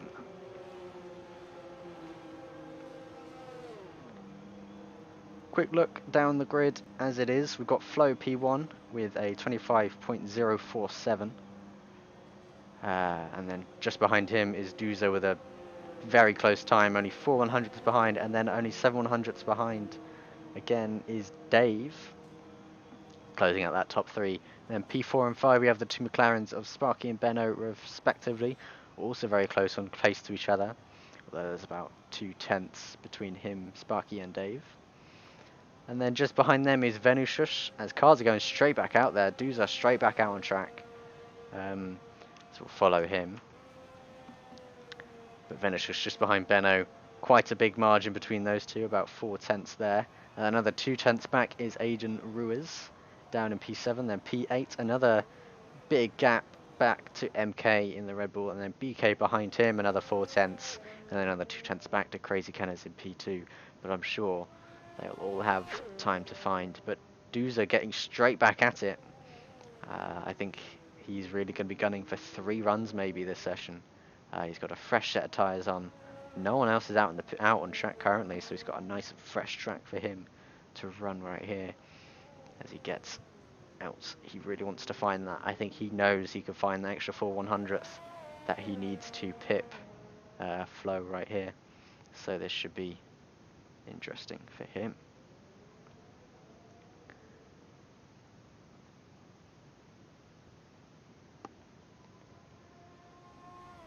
Interestingly, I'm not sure if that was a mistake or if he's running auto ERS, but Doozy using a little bit of ERS on this lap as we have a Williams now leaving the pits. That is... Wrong button. That is... Crazy Kennez? Yes, Crazy Kennez currently down in P10. I think he knows he needs to improve his position. Get there nice and early as well as Doozy comes up to the final corner to begin his second run of the session. I have a feeling this is going to be his last run. I'm not sure he's going to have enough time to get this lap in, get back to the pit, spot another set of tyres on, if he even has one, and then get back out there again. I think this is going to be his finishing time. Maybe he's fueled the car for 2 laps, who knows. He could just run the rest of the session, which would be an interesting strategy, but it might be worth it. But we'll see as he comes flying up the straight again, all the way over to that left side, opening up the corner for him. And then back on that power. We really don't need any mistakes. It's such a small margin to P1. He needs this to be an absolutely perfect lap, as it does go fastest in Sector 1. That's a purple Sector 1, so that's a good way to start the lap. As we come out to turn 9 on the power, and then into the technical turn 10. This is where a lot of time can be found and lost. He doesn't lock up, gets that apex nicely. You can be very happy with that when he gets that DRS open. Now along the secondary pit lane. straight. Not really sure what this is used for, as they come up through the twisties at the start of Sector 3. He's really going to be gunning for it, going to be using all of that exit curb, really maximising everything he can get out of this. He really wants to be in position for when this race comes, so he needs to give it all he can. He needs 4 100ths. It's small, but if he was already a good lap before, it's going to be even harder to improve. As he comes through the final corner, he gets on the power as quick as he can, up the gears with the DRS open. Can he improve to go P1? Yes, he can! He improves by almost 2/10 with a 24.8. And that is him on pole. Flo down to P2, as I think Flo is now out on track. He's not. His teammate is the MK, but I'm sure we're going to see cars coming out very shortly. He's going to be very good, very happy with that lap. That is a good lap from him. Flo's got almost 2/10 to find, so he's going to be pushing hard on that final lap for him, as Dusa has really set the bar for everyone else to try and match, as we watch MK on his outlap, as the rest of the field now starting to emerge from the pit. Oh, excuse me, emerge from the pits as well. Really trying to leave it as close to that the end of the session as you can make it, because you really want that. You want to have the track kind of set just right. The track is just getting faster all the time, as we've seen in the times. So you really want to leave it as late as possible, try and get as much grip out of that track as you can find. That will really gain you some time. But anyway, as Kenez, I believe that was improving up to P8. Yes, I believe. Oh, it might have been Aiden. No, sorry, it was Kenez improving to P8. So that is now MK in P9. But I'm sure he'll have something to say about that as he now begins his lap. His outlap being a 126.5. Not sure that matters too much, but as he comes down into turn 1, I'm sure the cameraman will eventually keep up. There we go. He comes up through turn 2 and 3, getting that power down, DRS wide open. Fuel mixes all the way up, engine modes all the way up, ERS modes all the way up. He's going to be giving it everything. He really is going to want to pip. He needs to find at least a 10th to get to the car in front, and then another 6/10 if he wants to get to P7. This is going to have to be a good lap from him. I don't know if there are any mistakes in his previous lap. That would definitely be an easy place to find some time, but if there was, I'm sure he's going to be trying especially hard to not make that mistake again, as he does look up slightly into turn 10, but I think he did make that apex, so hopefully that's not too much time lost for him. As we come up to the twisty start of Sector 3, as it comes towards the end of his lap, this is one of the main places where you can really invalidate your time, so you've got to be careful as you come up into the wide curb, and then run it out wide again, but not too wide. You don't want that map to go red. It does not go red. He keeps his lap as he comes down the penultimate straight into the final corner. Another place where it's easy to lose and gain time, as he does lock up, but he keeps it to the apex, so not much time lost there. He gets back on the power as he comes up to the DRS line and the timing line. He goes P7, so a big improvement for him there, as the timer has now run out, so any cars crossing the line, this is their final attempt, as the next car across the line is going to be Flo, MK's teammate, and this is going to be for pole position if he can improve. This is the battle for the front. He's got about 2/10, 1.8 tenths to find on this lap. He did lock up into that penultimate corner, but what damage has that done as he comes into the final corner? Gets that power down. Can he take pole here in Bahrain? He comes up to the line. No, he cannot. He misses out by 6/100ths of a second. Next across the line is BK.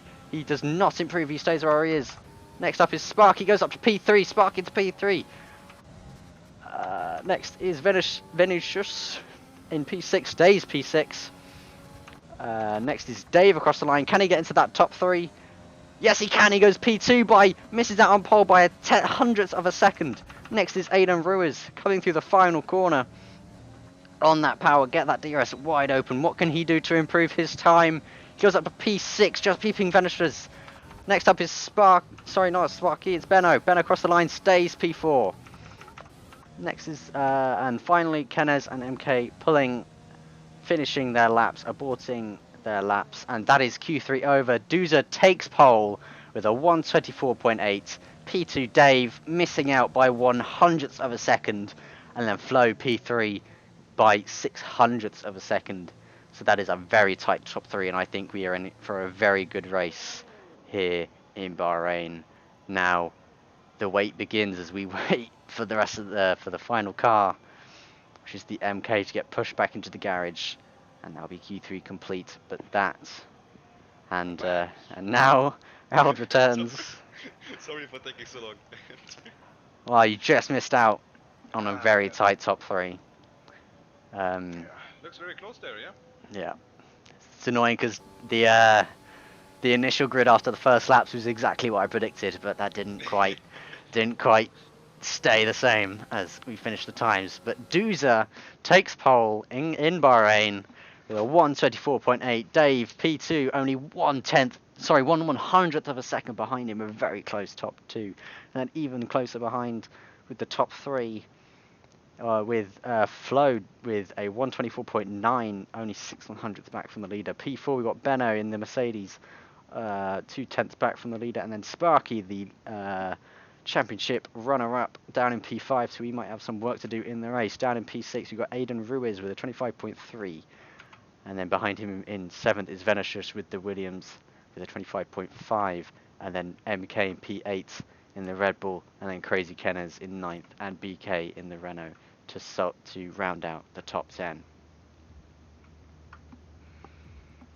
Looks like it's gonna be quite an interesting race now, also seeing how the strategies of medium and soft runners play out. So in the, let's just call it commentary game, I had Duza and Dave right, Benno not so much, and you had Flo, Dave and Duza right, but I had Duza and Dave at the exactly right positions. So at the moment I'm leading with 8-6. But yeah. Gotta hope for a pile up in turn 1. Yeah. It's never a bad feeling. Yeah, so we're now going to go with the 5 fastest drivers. Okay. As we wait, of course, for people on the grid.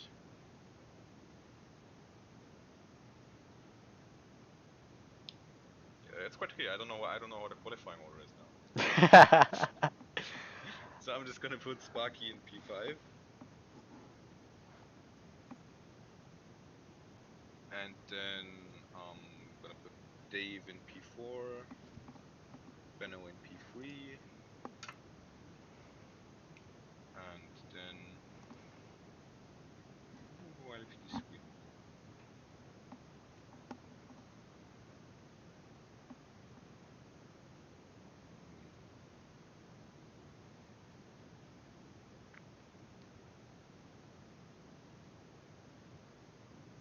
Yeah, I'm gonna put Aiden P2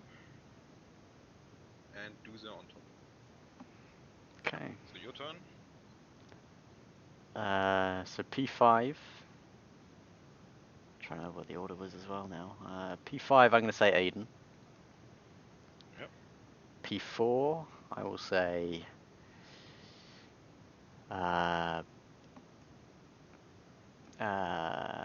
Sparky. P3 will be Dave. P2.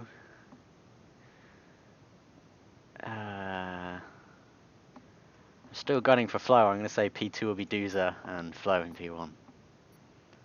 Still backing him. Yeah, wonderful. So session is about to begin.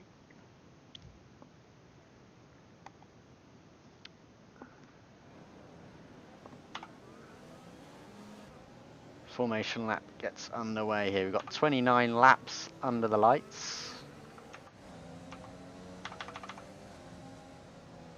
Can I not come out of... Okay.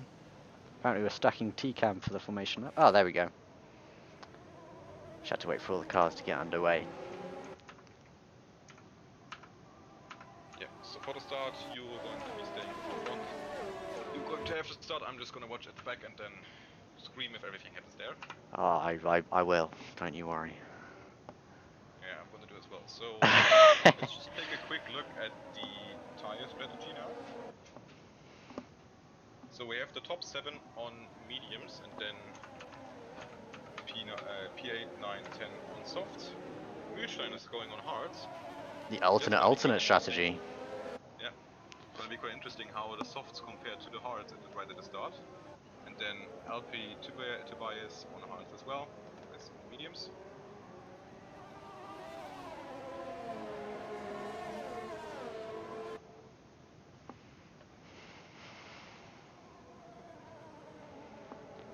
You're going to have to really watch for that.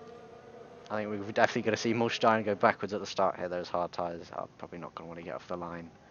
Yeah, but don't forget that he's one of the usually the faster drivers. It's true, so I think we'll see him late race for sure.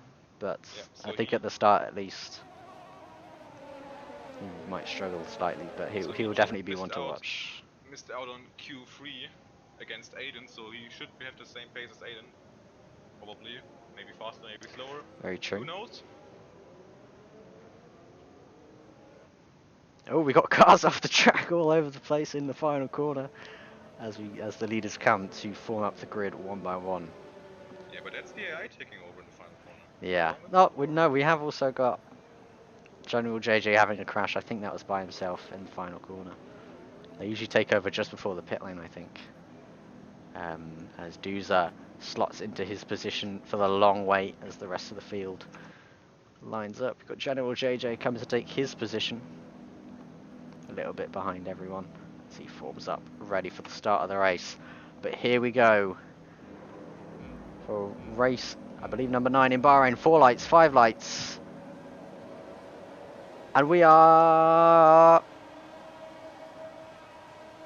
underway here in Bahrain. It's a pretty even start at the front, with the Mercedes probably getting a better start than the Red Bull in front. We got Doozer and Dave alongside, as Flo does not get a good launch off the line. Doozer on the outside, Dave to the inside. Oh, Doozer gets nice and loose on the outside. Dave goes around the outside into the lead. And now Benno onto the inside of Doozer. Coming up the straight towards turn 4. Can Benno get involved in that top 3? Doozer going backwards off the line here. Dave into P1. Benno does get into P2. Can Doozer hold around the outside? Does get squeezed out over that curb. Benno's still there, and he gets past. And now Sparky's going to be all over Doozer. Doozer on the back foot here. Flo even further back down in P5. So it's not been a good start. Oh, and there's contact! Doozer hits Sparky, I think that is. Sorry, no, that's Benno. And then Doozer also hits Sparky as well. Both Mercedes and the McLaren all getting caught up together at the front. As we now switch, as Sparky, all cars, I think, have got front wing damage there. Sorry, no, Sparky got out clean out of that one. But Dave has made a clean break. And that is right. General JJ is around, as Dave has made a clean break. He's already pulled almost 1.5 seconds off that start, getting out of the way of all that carnage for P2 and P3. Flo back up to P3, making his positions up. Doozer in P4 with a bit of front wing damage there. Aiden in P5. Benno down to P7. He was really the main victim of that contact, also with the front end plate missing. He's down in P4 as Doozer pulls off into the pits to make repairs. I assume Benno will as well. He does. So that after lap 1, Dave takes the lead off the start. Sparky into P2, Flo P3, Aiden P4, and Venetius P5, closing out the top 5, all on the medium tyres. So it's going to be a tight strategy battle up there. First soft runner is currently P6. That is the MK, with a good start for him. Mulstein up to P8, a very good start for him from P11. So I was definitely wrong about him in the pre-race. Yeah, so fields quite mixed through already. Had a lot of action back there, so we had basically BK and Mulstein going side by side the whole first lap. And also a lot of M plates flying there. I thought it might be was that Major or BK? I thought it was a Renault M plate, but I may be wrong. Definitely. Well, we've got Doozer, Benno, Herman and Rising Soul at the back, all have made pit stops, so it's going to be one of those, I assume. Big disappointment for General JJ as he had a mega start, gaining 5 positions in the first sector, but then touching with Rising Soul and both spun around on the back straight. So, but luckily General JJ escaped it without any damage, so Rising Soul did a completely destroyed front wing. That's why he's now last, and yeah, General JJ managed to escape that. But yeah, still... He's definitely going to have his work cut out for him for this race. He's definitely got the pace. He's going to have to make his way up. But yeah, Mulstein with a good start. He's made up 3 positions in 1 lap. Dave managed to steam that lead as Sparky goes fastest. And Flo managing to get that P3 back after that Not great off the line for Flo, but he managed to get straight back to it once there was that crash in front of him. So definitely a bit of luck for him, but I'm sure he's happy to keep it out of the wall. As we look further back down the field, there might be some battling going on. Definitely. So I think I saw a Renault loose there. I think that was Major getting loose out of turn 1. Possibly losing some time for himself there. Yeah, so we have quite a group now from P4 to P9 or P8 probably. All very close within DRS window. So they should now get DRS for the first time. Down the back straight. Also now very good of course from Milstein that he's in their group and can basically keep the same pace with the DRS as these soft guys. So very big strategy advantage for him. That's true, he's definitely just going to sit there and enjoy himself for a little bit until the time comes. There's Flo. Oh, and there's been a crash. Sparky's off the track. I think Flo tried to make a move for P2 and they've come together and Sparky's come off much worse down to P9. Whoa! Almost hitting Zoxen there. Zoxen have to jump across the curb there. Having to avoid Sparky. You want me to make Schlumpf louder? You have to give me 1 second while I turn him up. Hello. But yeah, very close to a crash there. For Sparky, he already had a crash. Very close between Major and Zoxen for a second there, but Major backed out of it. I think Zoxen getting quite disadvantaged from Sparky's rejoin, so there's going to be a little bit of drama there. Bit of ride on board for a little bit. Sparky not having a good race, so we're going to look up the front, see if there's any more close racing. I don't know if Flo got any damage from that. Let's have a look. See if he's got damage. No, yeah. He's running fine.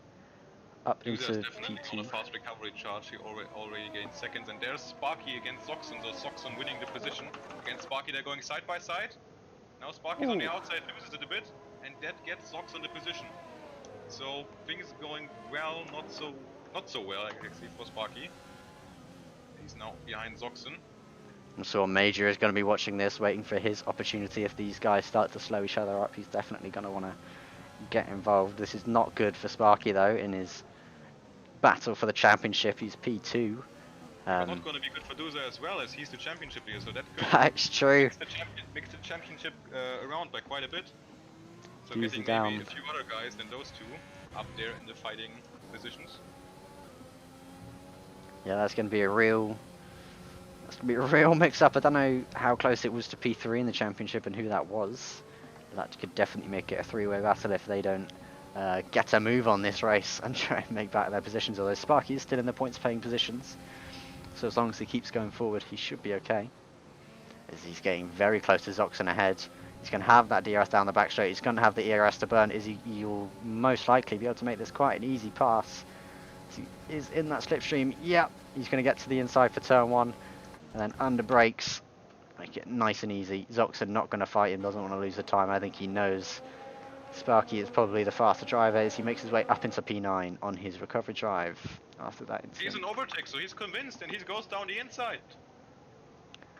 Oof, Molstein and I think that touch. Sparky on the outside manages to defend, but I think that was pretty much on the line. as Molstein and Crazy Kenner's also trading positions here. They look very close to each other. I'm not sure who's in front to begin with, but I think Molstein is wanting to get a move on here. Yeah. I think so on the groups basically pretty much together up to P3 there with Aiden. But yeah, Molstein of course now who has the hards, and he's now just waiting for the softs to drop off. And as we can see, like it's going to, like the softs dropping off like not that much, but just a tiny bit there, with a lot of lockups that we can see from the soft runners there in front. I think we could see, judging by Molstein's pace, I think the softs are already starting to drop, as we are actually starting to see a little bit of lag from Molstein there. But not too much that's going to cause any detriment, as Crazy Kenners does lock up into the final corner. I don't know if that's going to quite send him wide, doesn't quite do so, but does. Molstein have the launch off the corner. He doesn't look very close. I don't think he's quite going to get the slipstream effect he wants. He is saving that ERS, so he's not exactly pushing for the overtake as they come down into turn 1.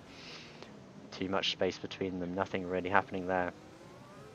Pretty interesting ERS distribution in the in this fighting group. So Aiden is pushing a lot, 25%. Then Venacious has saved a lot behind him, so he's in 65%. MK, so both Red Bulls are low on ERS, And then, yeah, Crazy Cannons and Mühlstein both have around 50%. I think Mulstein knows now is probably not the time to be pushing, so he's going to be saving quite a lot here. Just needs to stay in the DRS window though, don't be too comfortable. Sparky coming onto the back of BK here. He looks like he's going to try and make the move into turn 10 possibly. He's looking very close. Look to that outside line, but BK shuts the door. He's just going to have to hold on, get the run out of turn 10, get that DRS. Is he going to burn the ERS to try and get past? He's got the DRS. BK has no one in front of him, so of course he's not going to have any DRS, but it's not going to do anything for Very nice him. move from DK there, just parking on the apex. So Sparky tried to take a lot of momentum around the outside, but yeah, didn't work. So pretty nice defensive move there from BK. I'm sure Sparky's going to get, big lockup from BK just ahead, so that's going to give the advantage to Sparky's going to be nice and close. No DRS along this straight, of course, but he's just going to enjoy that slipstream coming into the final corner, ready for that long he's just straight. For a start-finish straight. Oh yeah. He's just gonna fly past him. On the power, overtake engaged, DRS open, he's basically past him. So he's the first. No front wing damage there for him. He's just Hards going on. to the hard. Interesting strategy for him, so he's going for the major undercut there as Sparky does get the move done. Yeah. Although now Major looking to get past his teammate on. Oh, sorry, that was Zoxen getting past Major just behind Sparky. Zoxen getting around the outside, Major getting a little bit loose on the exit there, and so Zoxen up into P9. Major not being able to do anything in return, and now General on his teammate Tobias into turn 4 down the inside, does lock up a little bit. So Tobias goes wide to get the run on the exit, but doesn't quite get there. General parking it on that outside line, really blocking the run for Tobias. And now he's just going to have to stick behind those hard tyres, struggling through that twisty-turvy downhill section as they come into turn 9. And I think that is the move done for General, unless Tobias really wants to push to try and make it back. The MK out in P13 after his first stop. And he's got Duza right behind him already, so he's going to be under pressure pretty much immediately. This is not what he needed. He doesn't want to lose any time here on the undercut. And I'm sure he won't be fighting Duza too hard out of turn 10 as he's going to get the DRS. I don't know if he's going to use any ERS or if he's going to wait. He is going to use the ERS. So he is going to go for that move into P13. P13 into turn 11. Yeah, sorry, I zoned out because someone said something in chat. I Yeah. can't focus on more than things. Yeah, but MK left the pit lane right ahead of Duza, so yeah. Pretty frustrating there for Duza on his charge back up the field. As BK now into the pits reacting. And we see side-by-side action through turn 1 with Mühlstein getting past Crazy Cannons. So he's now in P5 on the strategy, on the hards. Definitely making his way back through those softs are definitely starting to fall off as BK has made a stop onto the hards down to P15.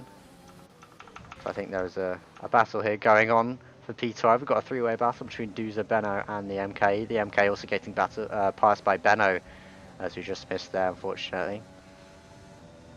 So our four-way battle at the front has split up into basically, I think that's Venacious against Aiden and then Mühlstein against Crazy Cannons. Dave pulling an easy gap on Flo in P1, about 3 seconds ahead currently. So he's really pushing this first sector on those medium tyres. Yeah, looks like a pretty controlled race at the front though from Dave and Flo. They've definitely got pace here, especially with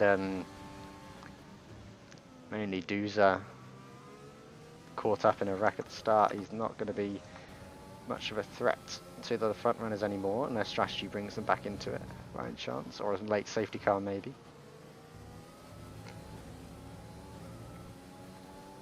As we've got another car in the pits, we've got Crazy Kane into the pits on those soft tyres, so he's getting those off after 8 laps. He's going to go onto those hard tyres. He's going to be trying to go to the end on those. As General, JJ and Tobias go past, is he going to come out with Duza like MK did? He's going to come out behind them, behind that whole pack, behind Duza, Benno and MK, so he'll probably join into that.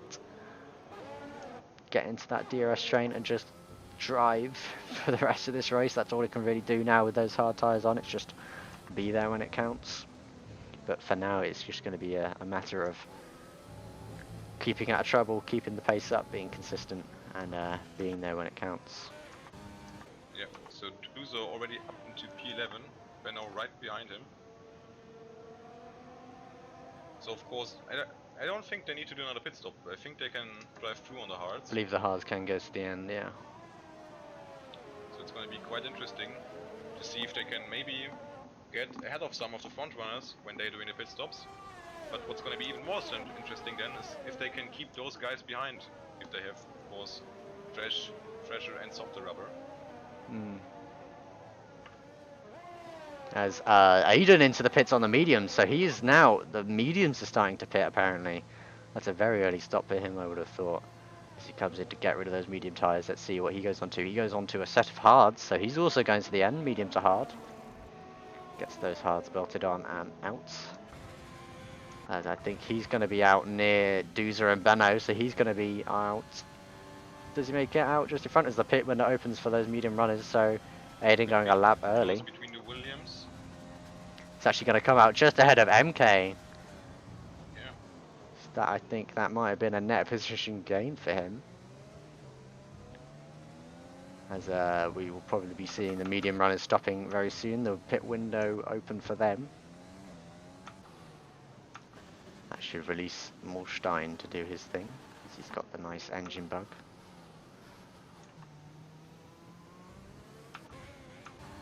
Also, Duza is really catching in on LP Tobias. So he's just 4 seconds away. I think he's gained a second in the first sector alone.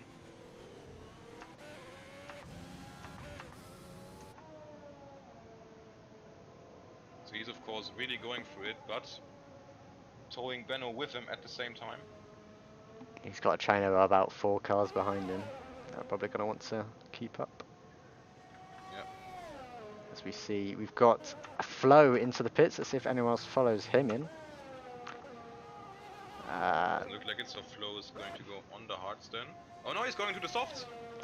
Flow going... I don't know if I just didn't saw that correctly or if the tires changed, because I could swear they were red tires, but yeah. Maybe it was the game, maybe it was my incompetence, who knows. But let's see where Flo is going to come out, especially compared to Duza. It's going to come out just ahead of Tobias. Yeah, but by how much? I mean by how much was compared to Duza? He's got about Duza has gained 4 another seconds second on Tobias.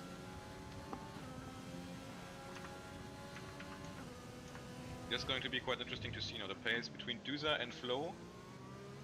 Both on the hards, but Duza of course being on them for 8 laps. 8 laps longer than Flo.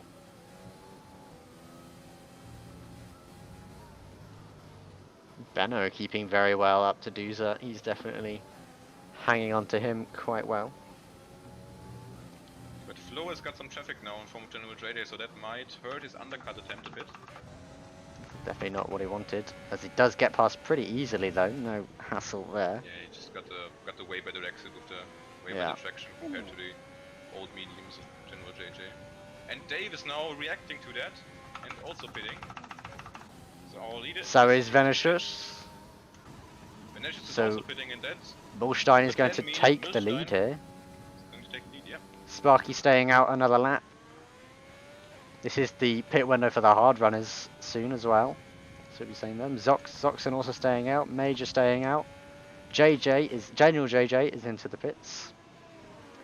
Let's see where Dave comes out just... Oh, he's side by side with Zoxon. Wrong button. Oh no, I lost him. And Zoxon just get the position on Dave. So Dave is now going to have to try and get past Zoxon on a slow set of medium tyres or one set of medium tyres. This is where we see... JJ is also in the pit lane. So the order is mixed up again. I think this is where we're going to see the pace difference between worn and new tyres, especially between medium and hards. Oh, we've got a yellow flag somewhere. Nowhere. It's Sparky. Sparky has gone straight on at turn 9. I don't know what's happened there. It's quite unusual. I don't know if there was one of the back markers, but he has no damage. Yeah. And I think again with hot tires. He's front wing. Major drama there for Sparky. His brakes have failed, says someone in the chat. Oh no. Oh no. Oh, if I were you, mate, I would park it. It's definitely not safe to keep driving if you haven't got a brake pedal. Technical issues. That's It's got to be that's really something. bad for Sparky. That's very unfortunate there. He's continued to drive. Maybe he just wants to make it back to the pit lane with engine braking and then trying to repair it there. If he can give it a quick He fix. can't get it slowed down for turn 11. He's off the road You once can see again. this telemetry. The game is not giving him any break. So yeah. That's so unfortunate. Yeah, that's really unfortunate. Really sorry for Sparky going over. Bumpy off that. Zoxer now in the pits. Oh, we got a little bit of break there. Got a little bit of break there, but it's like, I don't know if that's a loose connection. Maybe a bad potentiometer. I don't know. Sparky's Maybe. brakes have failed, someone says. Yeah. Yeah, there he goes again. It definitely looks like it. Yeah, no break whatsoever. That's very unfortunate. I guess he's just trying to not retire on track, which I commendable. Yeah, maybe he can fix it if he can get to the pits. Possibly. could also He did pause brake the for game that then, then. so- I'm not sure. Yeah, let's see if he's going to retire or. He's At got moment, that so 5-second serving penalty. his 5-second penalty now, yeah. So So, Milstein yeah. in the lead with 11 Even seconds. if he can fix it, then he's got a lot of work to do. Spending a long time in the pits, just moving again now. Let's see if he has any kind of input as he comes out.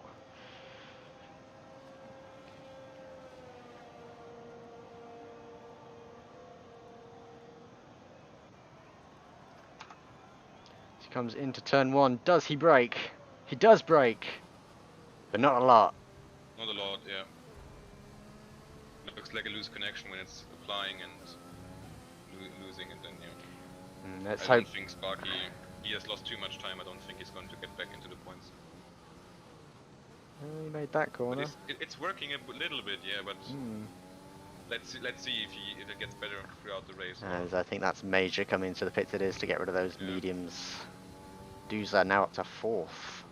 Last medium runner from the original medium runners, of course. Rising Sources on the mediums, but he did a first lap pit stop there.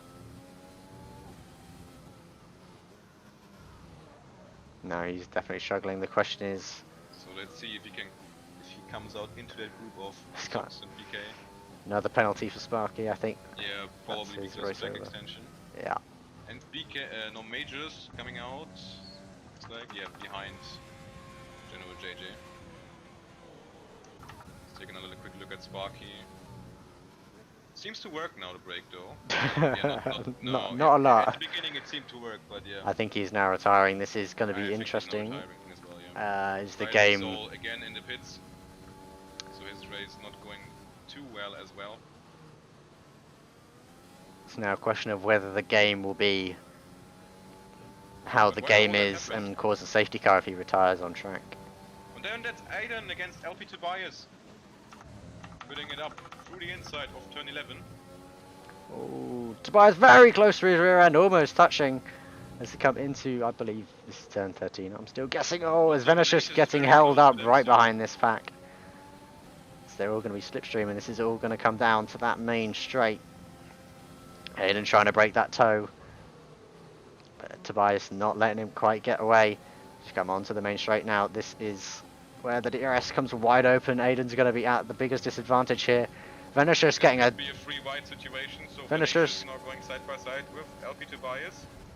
Oh, doesn't quite get to Aiden, but can Vinicius get to Tobias? He can, just about. No, Tobias holds on to the Nishan, but can Vinicius get back into that DRS up towards turn 4, make another move, going into the corner. He goes to the inside, goes nice and deep, forcing Tobias out wide. They're still side by side as they come into the switch session, wheel banging as they come down into turn 5 and 6, still side by side as they come down. Oh, come down towards turn 9. Who can break the latest? Vinicius still holding that inside, does shove Tobias twice, like they're catching the end of his front wing, and does take P7, but can Tobias stay That's close? the rest point. Yeah. Oh, and Tobias goes for a dive into turn 10. They've come together, side pod to side pod. Tobias doesn't get a good exit because of it. He tried it. It was No damage, luckily for Tobias. No damage to his front wing. in the words of Martin Brundle, that was a day late and a dollar short. I don't think that was ever going to work for him. But it was worth a try. They both come off cleanly, so that's good. But I think in hindsight, he probably should have waited for the DRS. But he's still 7/10 behind, so he's still got that DRS if he wants to fight his way back to him. But that's definitely Lost him some time there as Dave goes fastest with a 29.6 in P2. Speaking of Dave, he was the race leader before the pit stop, of course. Now Mühlstein is, but it's going to be quite interesting. We have 13 laps to go, and there's 9 seconds separating Mühlstein and Dave, both on the same tires. But of course, Dave's are 13 laps newer. I can tell you that interesting if Mühlstein can keep the pace up, or if his tire is just gonna fall down in the end, and Mühlstein is just gonna eat him. So well, I can tell you the gap when Dave pitted, after Dave pitted, was 11 seconds between Dave and Mühlstein. So Dave is definitely catching. He's brought it down to 9.3. As there's a battle going on in turn 1, Zoxen and General JJ and BK all getting into a three-way scrap here as General JJ gets to the outside going up to turn 4. As BK is going to go to the inside, they're going to make it 3 wide. As General JJ sweeps around the outside and Zoxen kind of gets caught in the middle, batted around. BK gets past into P12 as well. Zoxen loses 2 there as he just gets caught in an unfortunate situation in a 3-wide. A 3-wide situation that's never going to end well, and Zoxen came off worse being in the middle of that little overtake maneuver there, but General JJ definitely coming off well from that one, getting 2 positions out of that one, and BK getting 1 up into P12. Oh, but Zoxen's close to his rear end in P10. That was sorry, in turn 10. That was a very close. That came very close in the braking zone. But now, as they come along into turn 11, is Zoxen going to try it to the inside? He has a look, but he's not quite close enough. He's just going to wait, possibly take this to the main straight. As Mühlstein is into the pits. So let's see where he comes out. He's bottling on those medium tyres. Does Doozer gets past? Doozer gets past him. Benno gets past him. Does Aiden get past him? It's going to be close between Aiden and Mühlstein, I think. No, Aiden gets past him. As Mühlstein just comes out just ahead of Venetius as we go back to the battle with Zoxen and Major. No, Major's lost a lot of time in that battle. so Mühlstein is now right behind Aiden, but on way faster tires. Tobias comes into the pits at the same time. Oh, as Mühlstein makes a little bit of a mistake there, goes deep into turn 4. That's not going to do him any good when in the pursuit for Aiden, as we got a yellow flag in sector 1. And General JJ is retired. General JJ is out of this race, and we have a safety car. We have a full course safety car, and that is not going to be good for Dave. Just as he thought he had the gap. Let's see, Mühlstein has just pitted, so he's. Let's see if he can. That's true. They might get a free pit stop here, which is definitely not going to be good for Mühlstein if they can pull a full. The thing is, like, Mühlstein is still on. Of course, the others are going to get a free pit stop, but still, Mühlstein is on new tires. That is very true. And he's going to get check position if the gap is close enough, but I don't think it is. Let's see. So Rising Soul, the first one to go into the pits. He's going on to those softs, still down in P17. Sparky's still in the race. He's not giving up. Yeah. Good attitude there, passing the safety car. Safety car currently waiting on the exit of turn 3. So as Doozer comes into the pits. Doozer, who hasn't actually stopped yet. Doozer and Benno, who haven't actually stopped yet after they're coming together at lap 1, are now going to get a free stop under the safety car. So that's going to work out very well for them as they bolt on those soft tyres. They're going to be definitely one to watch on this safety car restart. As I think that's the MK also coming to the pits. But Dave did stay out. He's only on 5 lap old tyres. So he thinks he can hold on. But Mühlstein is just definitely going to get some free track position here. As we've got BK and Zoxen both also coming to the pits. Get rid of their tyres. Zoxen only stopped 3 laps ago. But he's still going to get rid of those tyres and take that track position. And Herman also comes in behind him. Oh, excuse me. He's going to get double stuck. That's definitely going to lose Herman some time. Although the next car behind him is Sparky, who might be at least a lap down. We don't know. As Herman basically timing that double stop to perfection. Very little time lost there, so he's going to be very happy with that one. And yeah, no threat from Sparky there, as Dave has caught the safety car. Flo in P2, Aiden behind him, and then Mühlstein up to P4 on a fresh set of mediums. He's going to be very happy with that. We've got Doozer also in P7, Benno in P8, also on a fresh set. As Tobias took a fresh set of mediums instead of softs down in P10. So that's an interesting strategy. Maybe he didn't have any left after qualifying. I think Sparky is actually, of course in the pits now, but I think he's still on the same lap as the leader. So this is a lifesaver for him. If he has fixed his problems, then yeah, he might be able to charge back into to make a charge back into the points. And is he going to stay ahead of Rising Soul here? Is there going to be a race out the pit lane? Safe to the safety car line? Or Sparky will hold on, so that's one less car he's going to have to pass.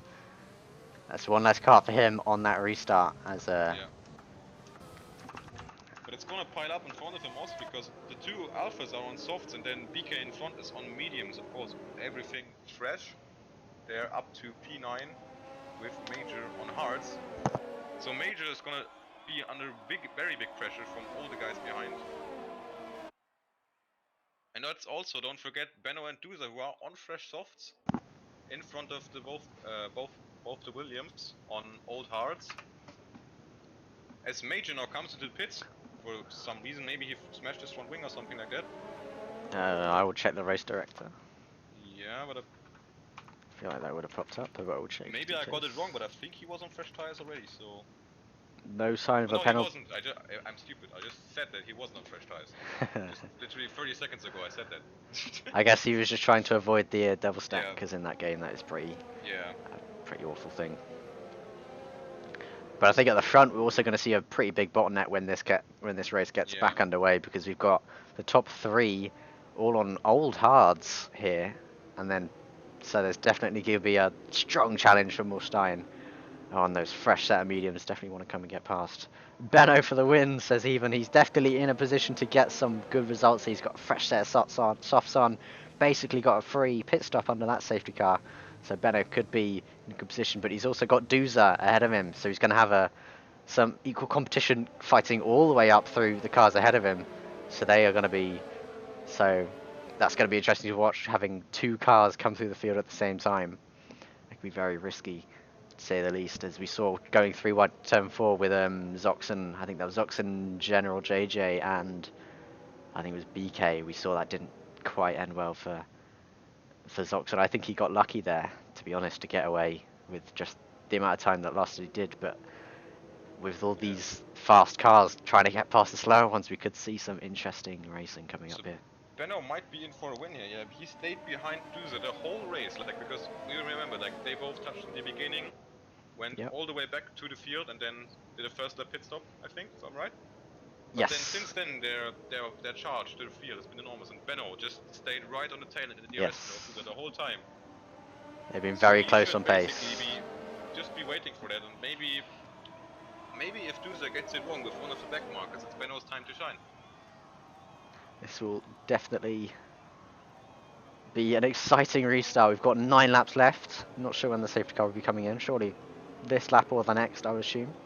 Yeah. So also 9 laps should be enough for the softs to not, of course, fail or have tire failure, but they would definitely fall off compared to the medium guys. So yeah, so we could even BK see and Mühlstein on the mediums. Shita Bias might come through some places maybe. That would be interesting. maybe That would be a definite underdog performance from him. That would be very cool to see. Yeah. If I remember correctly, Haas are at the bottom of the I championship, think so. Yeah. I'm not sure though. not including Ferrari, yeah. because there are no Ferraris. The Rising Soul is now catching up to the back of the field. So yeah, we should restart this lap. So you're gonna watch it out at the front. I'm just gonna think I'm gonna stay with Sparky, because he has now like nothing to lose, so all to win. Yeah, So well, let's hope probably his brakes don't fail again. This is gonna be an awkward hope time his if brakes they don't do. freeze. That would be like really a big shame if his brakes fail into turn 1. Like, we could see some poor victims in that situation. So I think maybe most interesting to watch is also with Duza and Benno at the front compared to both the Williams. Let's see how they make the restart. I think we don't have confirmation at this point. There it is. Safety Oh, car no, lights yeah, are it is, out, yeah. so we are going We just have racing to at the complain end. and then Cody's are definitely listening. It is confirmed. As we get ready to go racing, the safety car pulling away, lights are out. It's all up to Dave currently on the pace. Everyone weaving, keeping that tyre temp, trying to stay as close as each other. Oh, his flow gets a little bit close to the rear end of Dave there, and everyone kind of checks out behind him. Just comes to the final corner. When is Dave going to hit that power? Once the safety car is in the pit lane, it's all up to him. When is he going to do it? Does he do it on the exit of the corner? That would probably be the best time to do it. No, he's going to wait. He's waiting. He's waiting. He's waiting. Getting really close there between Benno and Duza. He's waiting. And he's going. We are underway here on lap 21. Oh, and there's a crash! As Crazy Kenners lights up the rear tyres on the restart, and he's in the wall on the start finish straight, but I don't think that's going to be another safety car. Past both of the Alfa Romeos. As Mulstein on the outside of Aiden for P3. Can he get the move? Oh, and Mulstein, sorry, no, that's Doozer. Doozer has been turned on turn 4.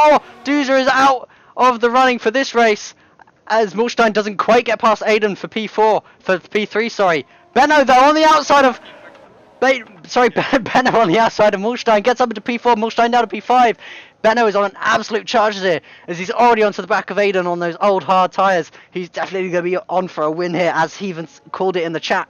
He's definitely for the win, especially with Doozer getting turned out of turn 4. That's not going to be good for him.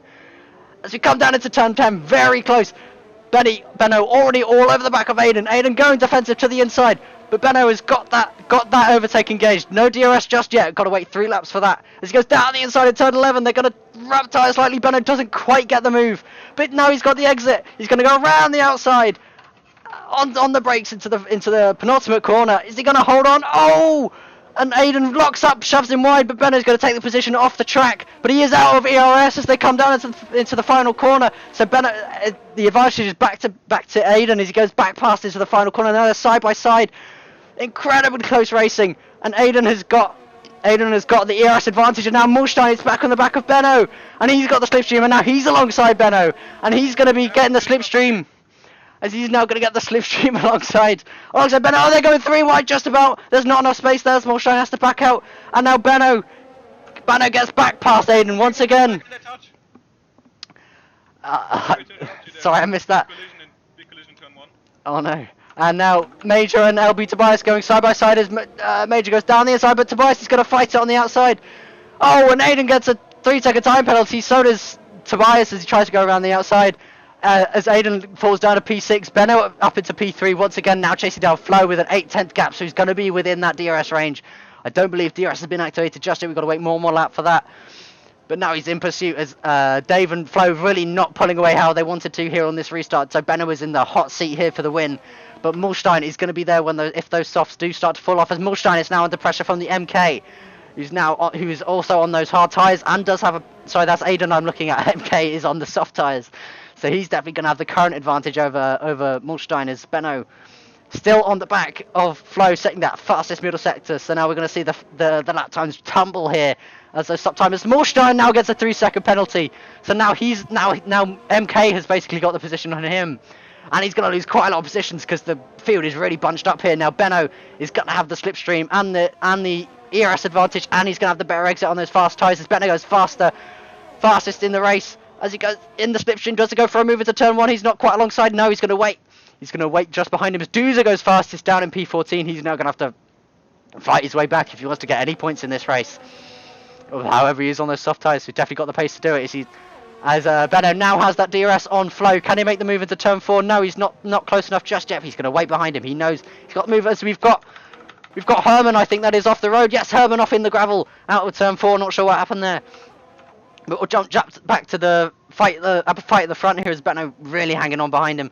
Mulstein pulling his gap to MK. He's got his work out. He needs to pull another 2 seconds to MK if he wants to hold on to P4 here. But Benno looking very close into turn 10 as Flo has a big lock up into that difficult braking zone. Those tyres are definitely not what they used to be. As Dave pulls the field inside, trying to break that slipstream, and everyone follows back out to the outside for the corner. Benno doesn't quite get close enough for the move into turn 11, but is definitely just waiting for that final straight where he can really open it up and dive down into turn 1 and get that second place and get after Dave, which is really what he wants to be doing now as Flo locks up once again. Benno really getting impatient. He's not going to be happy behind this guy. He wants to get it done ASAP. He's burning the overtake. Is he going to go for a move into the final corner? I'm not sure where the detection point is. They passed the detection point, so he will have the DRS going down the faint mine straight, as he has got the move done on Flo. He is ahead, but now Flo has also got the DRS, and now he's in the slipstream. He's going to have the slipstream as Benno goes all the way to the pit lane wall, trying to defend as hard as he can. Flo goes to the outside. Benno on the inside is going to defend, squeeze him right to the outside. Benno holds onto the position, and now he's in pursuit of Dave for that win. Can he get there? He's got about 5 laps left to pull this off. He's got to hope those soft tyres can hold on just enough, but the Daves are definitely in no better condition. So he's also going to have some work. Oh, they're going 3 wide. Oh, as Doozer goes around the outside. Oh, and Sparky's been spun. They've come together. And Sparky has had another incident. This is definitely a race to forget for him, as he tried to go around the outside of Doozer. Doozer cuts back as Sparky went to the outside of the track, kind of cutting across. I think that was BK in the middle there, and then just ended well. Rising Soul up to P9. Big shout out to him. That's a big points gain for him. And now Benno, back to Benno in pursuit of the lead. This will be his first win since season 7, I'm being told. So he's definitely going to be fighting for this one. We're in season 9, so it's definitely been a while. And he's definitely going to be wanting this win for him. Dave is going to be fighting for his life, though. He's definitely close, though. He's 4/10 back and closing quickly. Those soft tires working hard as Dave pulls to the inside, trying to break that toe, trying to do everything he can to stay ahead, but he doesn't. It's not going to do much as Dave, as they come through the final corner now. He's going to have the DRS, but he's 5/10 back. Is he going to have the extra straight line speed to get close? I don't think he will. He's not even burning ERS, so he's definitely waiting. He knows he's got the pace advantage as Sparky got a 3-second time penalty there. This is definitely a good race for him down P14. As Doozer up into the points, we'll go check in on him while those two go at it. As Doozer up behind Rising Soul, definitely going to be wanting to take some positions here. He's got a bit of a train ahead of him. As we've got a yellow flag in sector 1, and there's been a contact behind as Venetius and Zoxon have come together. There's damage for Venetius. I'm not sure about Zoxon, but they've come together in turn 1. I don't believe Zoxon has done any damage, but there was definitely a piece of Williams' front wing on his car, so Venetius definitely has damage, and he's going to be slow. He's got no front wing end plate. You can see just there on the camera. There it is. There's the damage, so he's going to be falling back, and that should be Zoxon past him in no time. We look further up the field as Doozer is starting to close in on the few cars in front of him, but we're going to look at Benno, who is right on the back of Dave, goes around the outside to turn 11 for the lead. Can he pull it off? No, Dave's going to give him the squeeze. He's still there, though, as they go up the hill. He tucks back in, gets the better run. He's got to be patient. Is he going to go for the move into the penultimate corner? Dave goes very wide. He's got the inside line. Dave leaves the space, but he's not quite there as they come down the penultimate straight. He's going to sit in that slipstream. Dave is going to pull to the inside, try and break it as best as he can. But Benno is not going to leave him alone. He's going to harass him all the way to the end as they come through the final corner.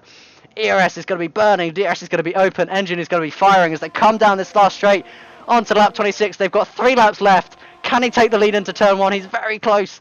All the way to the inside wall, defending as hard as he can. He goes right to the outside. Hard on the brakes. Does Dave quite hold on? He goes for the switchback. Oh, it's very close. Gets very close to Dave's rear axle then, but he does hold on. But now he's got the DRS again, back up to turn 4. But he's not going to quite burn that ERS. I think he's going to wait. Or is he going to go for it to the outside? He is on the brakes. Around the outside, can he quite hold on? He's going to get shoved out by Dave, but he's still on the track, and he's still there as they come into the twisties. Dave really giving him the squeeze, but Benny says no, he's got the grip, and he's going to go into the lead. Benny takes the lead here in Bahrain, and now Flo is getting involved. No, Dave goes back to the inside in turn 9, gives it a last-second lunge, doesn't quite make it, and now Flo is on the back of Dave, who has been... To make it last now, you know, this is the only chance he has. Exactly, so... And try everything he can, but I think the gap is just too big, so it's not going to happen. Molstein is still here as well. Of course, he has got that penalty, so it's not going to be much. But Dave is not fast right now. His tyres are definitely worn after defending from Benno as hard as he did. So Benno now going to run away with this one. Not to the inside, but very close to Aiden now.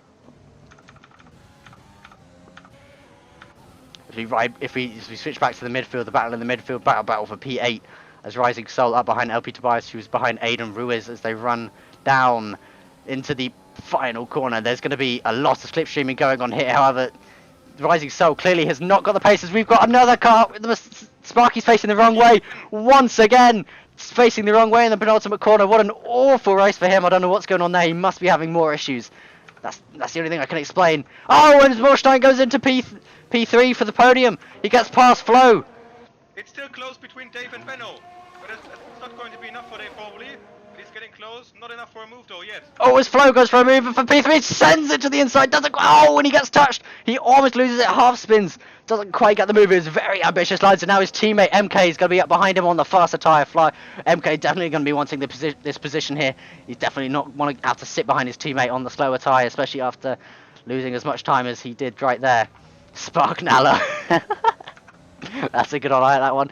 But Dave is still on the back of Benno. He's not letting him get away. Really using that DRS. He's definitely got the fuel on the ERS to keep up, but I don't think he's got the advantage through the corner, so this is going to be a matter of just keeping it clean for Benno. But keep in mind that Benno is on the tires for 8 laps now, so his tires are definitely going to fall off.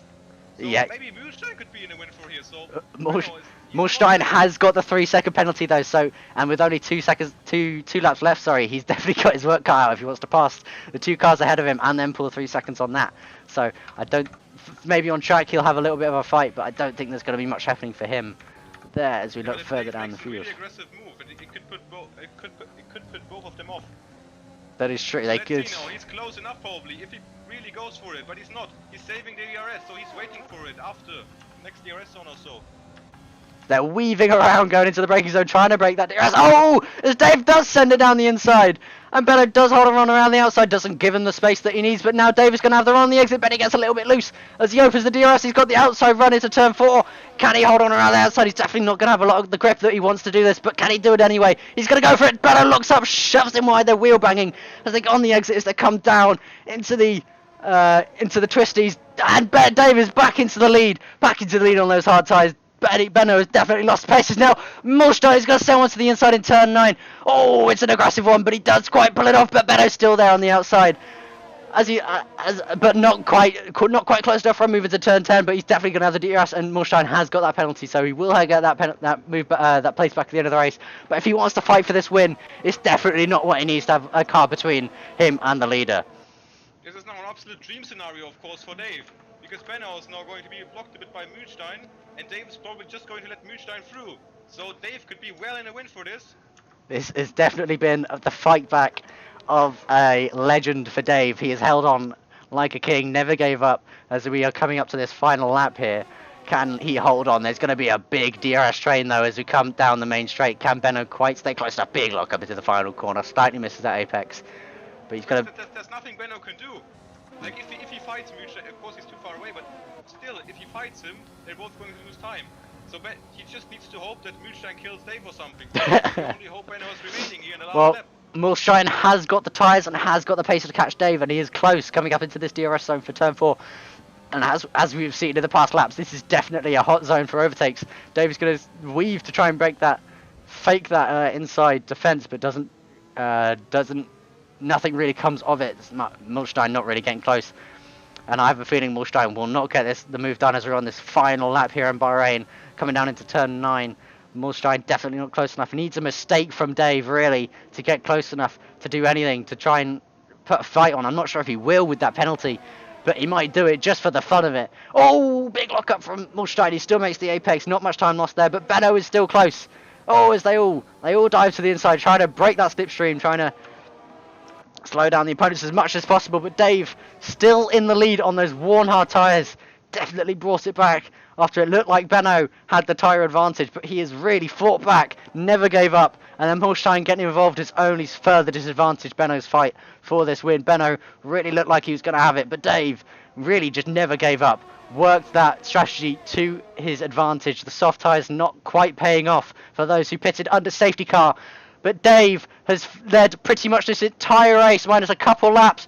But I think it's good enough. Dave wins in Bahrain. Mulstein down to P3 after the penalty. Sorry, Benno takes P2. MK onto the podium on those soft tyres, fighting back. The whole field, also between LP Tobias and Rising Soul.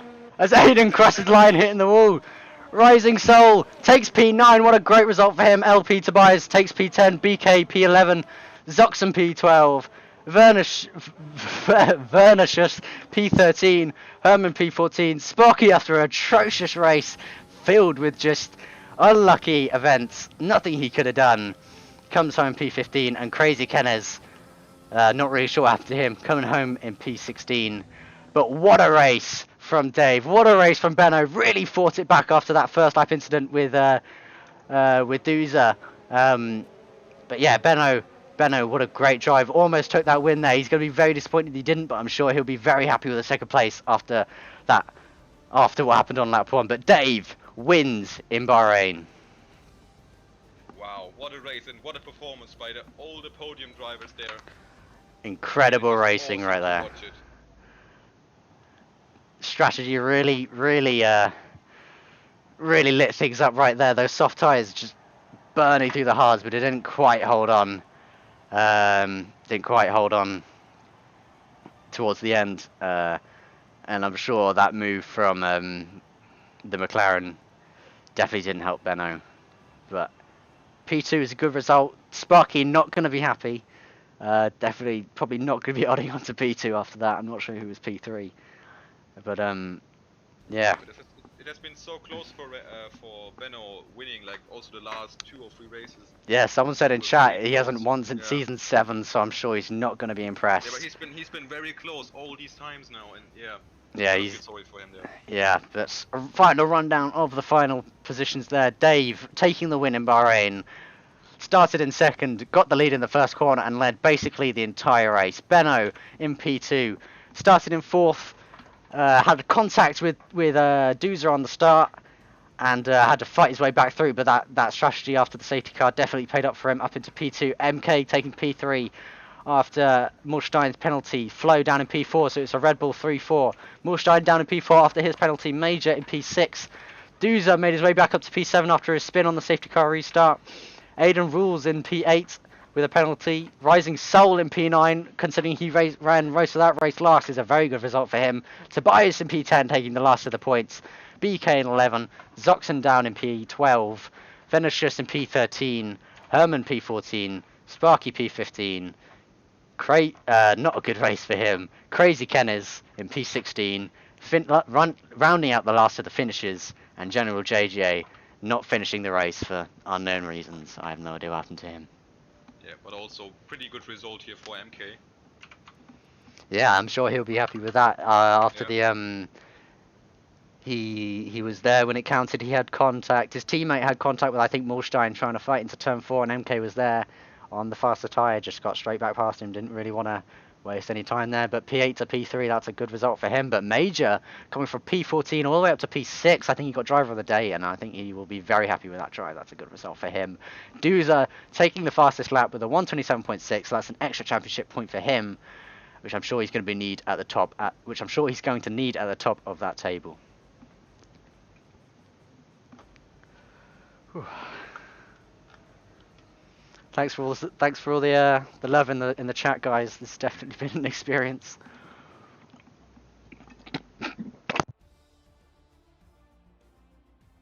Yeah. I say as So, when we still need to explain to you what happens now, right? Yeah, sorry, no one told me what happens next. What happens now? Yeah, so we're gonna have a press conference. Ooh. So basically, we're just going to be into a 5-minute break now. So, yeah, time to relax a bit after that really exciting finish, and also to take a brief breath, because I think you talked straight through the last 6 or 7 laps or so. I did just choke on my water as well. So. Excuse me, sorry. I just spat my water all over myself. But yeah, it's been great fun. But yeah, we'll take a short break, I guess, and we'll be back with the conference conference afterwards. And yeah, then press conference. Be back soon.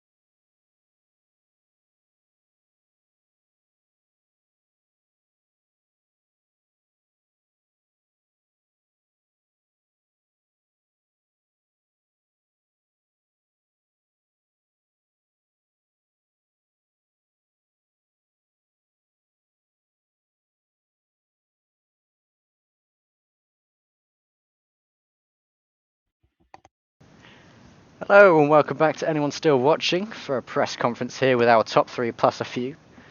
So we'll start with you, Dave. How do you think that race went for you? You obviously won it in the end, but how was that from start to finish? How do you think that went?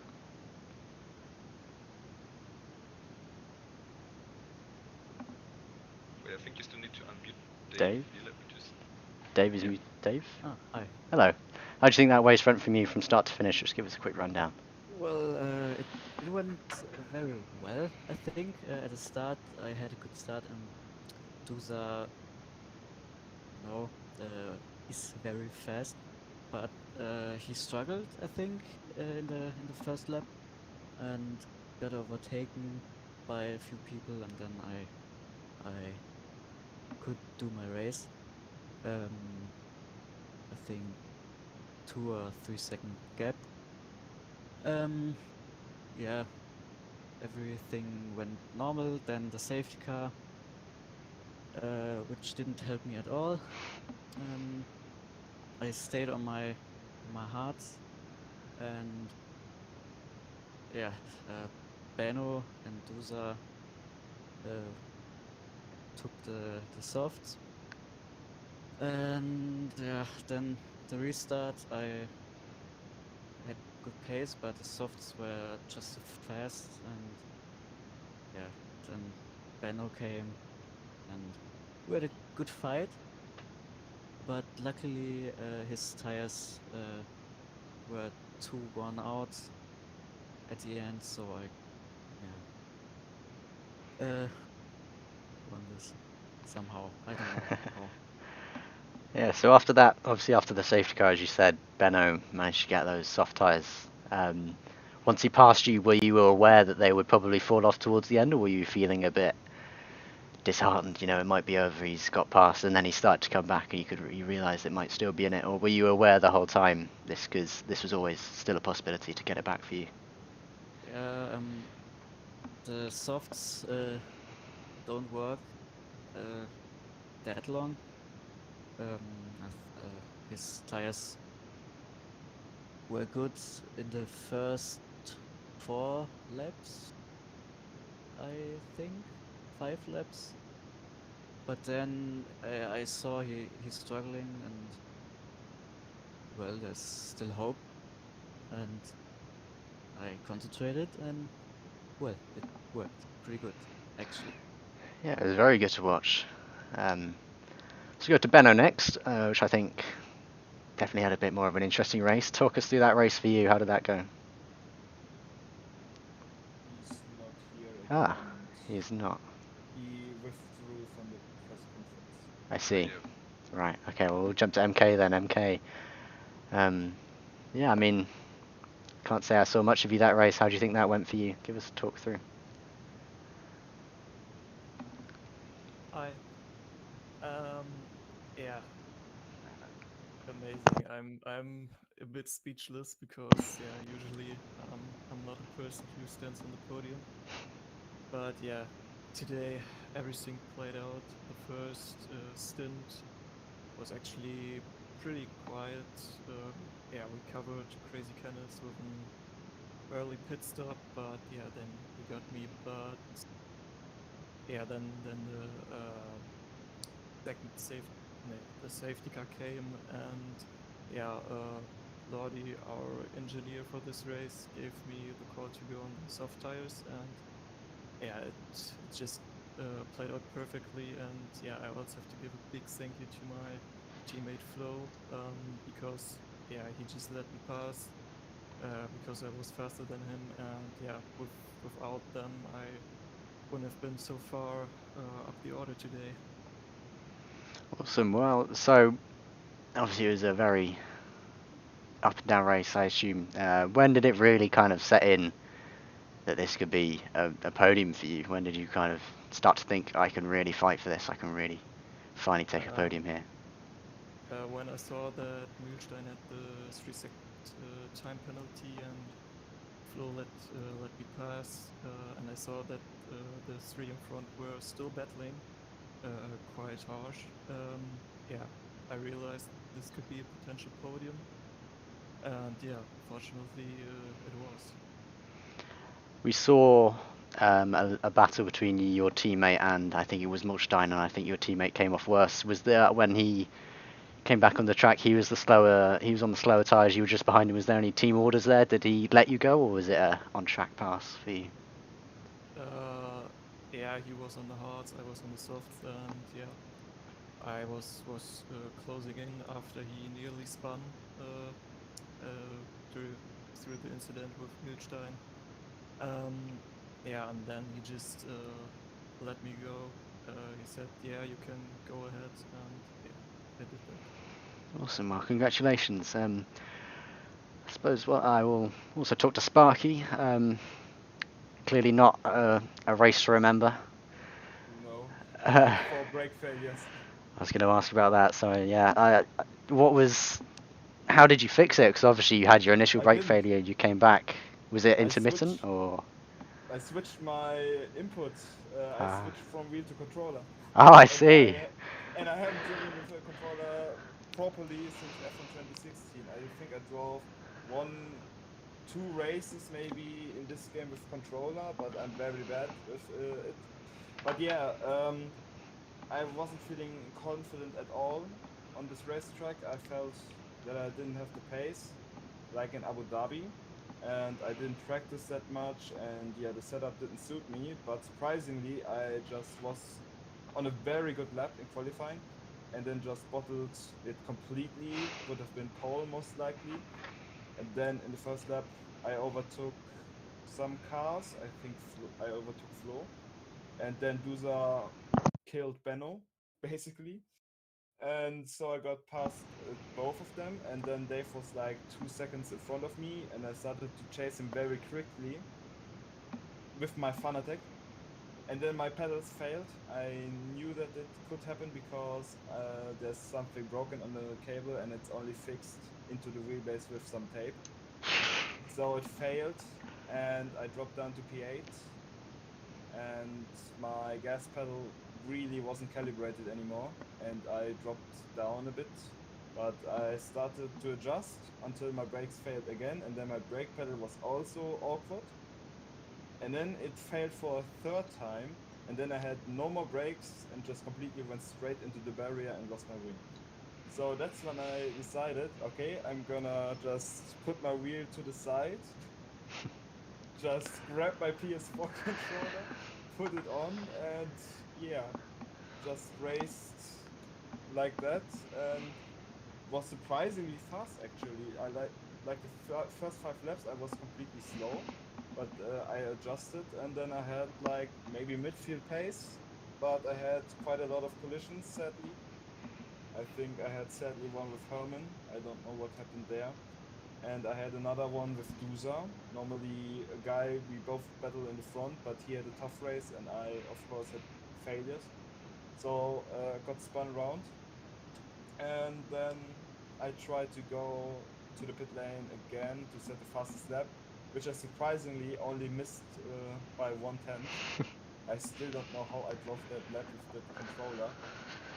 Drove my heart out in that lap. Probably under the circumstances one of my best laps. And yeah, I don't know.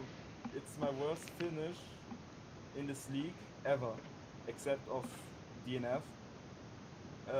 Since I joined in late 2018, so but the circumstances were very special, and I'm not too upset because it made quite a lot of fun to drive with the pad.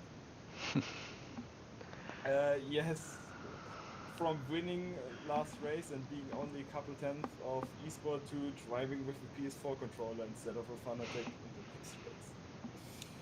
Quite awkward, but it made fun. But yeah, sorry for the guys who I had collisions with in the later stage of the race. I don't know really what happened there. And also congratulations to the rest of the podium. And yeah, the issue can be fixed in a couple of days. I just need a new cable. And hopefully I can attack more in the coming races. When that safety car came out, how are you feeling? Obviously, I assume you're on the pad by then. Was that were you thinking this is an opportunity to come back, or is it a matter of just trying to finish because you're not in a great position anymore?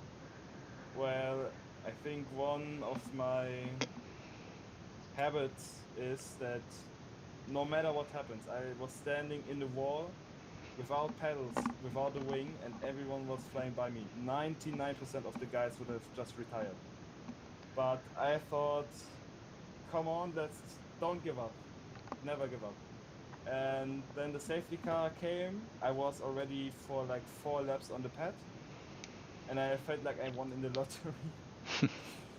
And yeah, points were definitely possible because I could have removed the 5-second penalty, but yeah, sadly I had a collision with Dusa, which spun me round, or I was sent a bit round and then BK clipped me again, which no fault of his own. And yeah, just a very scruffy race, and then I pitted again to try to get the fastest lap, but sadly it didn't work out. Well, this is. I have one last question. This goes to you and Dave, as he's just rejoined. I should have asked you this earlier. So you said Bahrain wasn't a great track for you. It didn't really suit you. How are you feeling about Singapore coming up? And Dave, you can answer this one as well. Is the question for me or for Dave? For both of you, you can both answer. Yeah, Singapore is a better track of mine, and I think if my wheel is fixed, there's definitely a lot of room to improve. And I always want to improve, but the last couple of races since Baku, I have a new approach to the races. And yeah, Baku was a wet race, so I couldn't show that. Abu Dhabi, I was very quick. And today, despite not feeling well, I was very quick. So I hope I can really show that again in Singapore. And yeah, GG again to the rest of the podium. Or to the podium. I'm not on the podium today, sadly. Dave, how are you Sorry feeling for the about? long interview. That's all right. Dave, how are you feeling about the next race? I liked the track, one of my favorites. But Bahrain was one of it too. So yeah, let's hope I win again. Well, congrats to the podium and enjoy the champagne. I'll pass over to Harold. Yeah, so we're just going to continue with Major. Hello, welcome to the press conference. Hello. So, driver of the day, that's quite an achievement, P14 to P6.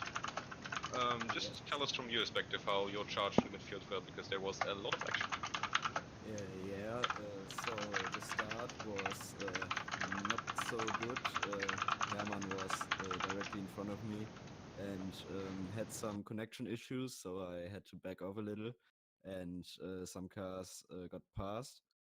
But then, I just tried to get in the rhythm, and then the safety car changed everything. I took my chance and changed to the soft tires. And restart, I timed it perfectly, I would say, getting 2 or 3 cars on the start finish straight. And then, I had a bit of luck with people spinning out in front of me and others staying out on the softs. And so I pushed after the safety car ended and tried to catch MK in front, but it didn't quite work out. But P6 is still a very good result. Yeah, so good race from you. How are you feeling about Singapore? Are you going to become driver of the day there again? I hope so. Well, it's a tight track, very difficult, I would say. But hopefully it works out. I don't have a lot of time to practice, sadly, but let's see what it takes. Yeah. So thanks for the interview. Congratulations to driver of the day, and we hopefully hear from you next time around as well. Yo, thank you. Bye. So we're now going to continue with the fastest free stopper. Welcome, Rising Soul. Hello there. Hello. So you did quite a comeback in the Racing Point. Watched Paris and learned. Not so much though. So P13 to P9 after a start collision with JJ. But yeah, tell us from your perspective, how did you feel about that race? Well, the start collision was actually Herman's fault because he lagged so much. And yeah, attacked with Jamie alone. So yeah, there was that. And then I got a bug from Codemaster itself. I wanted fresh hearts, but they put me on mediums. So I cursed a lot and was ready to give up. But yeah, I just drove and fought back every lap, getting saltier and saltier. But then the safety car came and rescued, yeah, some of my drivability. So switched to soft, which were at 80-90% at the end of the race. I just got everything out of them and yeah, changed my driving style completely because of the anger I had all the time and released it in my brakes or something. Made some really late braking moves, but yeah, got them and had a nice three-way battle with Ardan Ruiz and LP Tobias.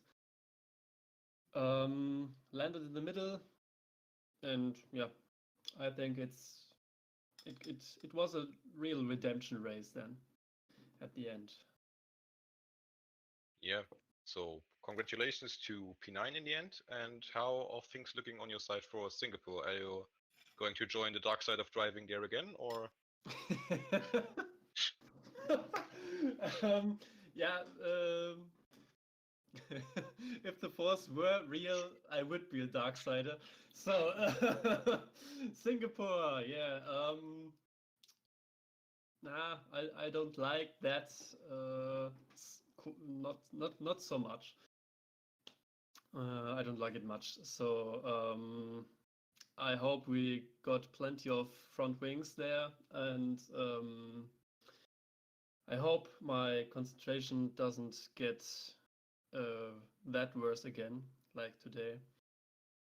And we'll see. Maybe I make some surprise moves again. Worked pretty well here, so maybe in Singapore too. Yeah. So then, congratulations to your race. Good luck for Singapore, and hope to hear from you again. Yeah, thank you. Bye. Okay, straight up with the next guy. And welcome to the fastest Hess driver and point scorer, LP Tobias. Good evening. So, also quite some action for you for both the horses. In the end, sadly, your teammate didn't make it. I think he has now two crashes, first in Q1 and then in the race eventually. But yeah, tell us how the race was from your perspective and how you feel with the points finish. Yes, it was an exciting race. From the beginning, Hermann lagged. Yes, after the two lefts, yes, Hermann was like a dancer. One step left, second step right, and at the first step, Hermann bounced Rising Soul and my teammate in the wall. Okay.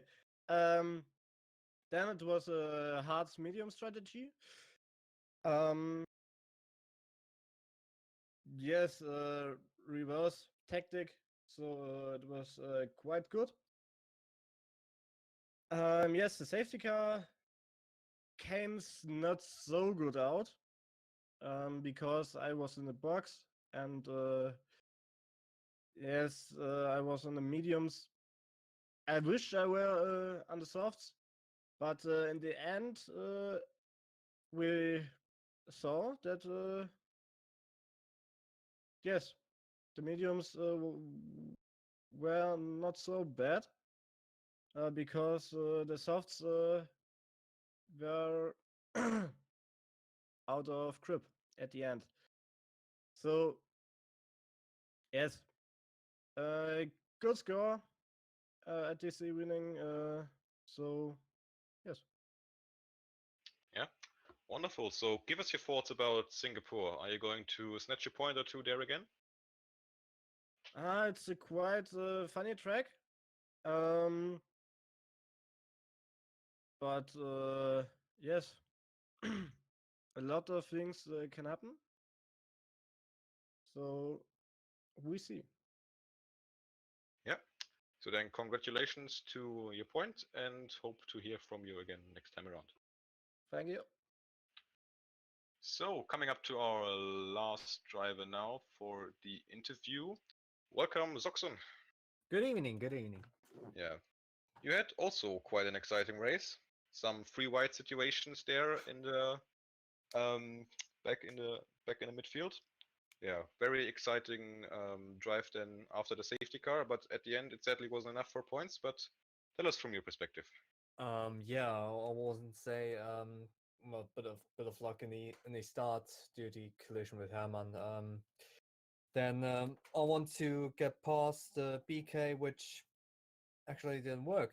Even also after the restart, after the safety car and the restart, I really messed up. I overtook BK a bit too early, so I had to give him back the position like 3 others or 5 others. So yeah, I was very much in the back. Yeah, then came some very crazy situations. With Sparky and Hermann, Vanessa's diving into BK, and yeah, in the end it didn't work. Another final third warning, which led into a 3-second time penalty, and maybe I can get rid of one of them. I don't know. But in the end, only P12. It's yeah, not the uh, not the result I was hoping for in a Spongy Bob. Yeah. So sadly for you, another points finish. But give us your thoughts on Singapore. Are you going to put the finish in the points there? I really guess Singapore is one of my strongest tracks, I guess, which can be which can be looked back and last season's Schnittchenliga race or season 7 or the AOR race were raced. If I don't make mistakes, I guess it would be a good points position. Yeah. So then I think we now said all there's to say. Wish you good luck for the next race, Oxen. Hope to see you around there. And yeah, it was a pretty exciting race from my side. I'm gonna give it back to Doggo and goodbye. Yeah, thank you for having me. This has been an experience. I think after this I'm definitely up for it again if I'm ever needed. I'm sure Ryan will be back for the next one though. So, but it was fun when it lasted, and thanks for everyone that came out and watched. Thank you for all the love in the chat. And we'll be back in, I assume, a week's time. Yep, week's time, Singapore, League 1. Probably won't disappoint. Let's hope so. See you guys.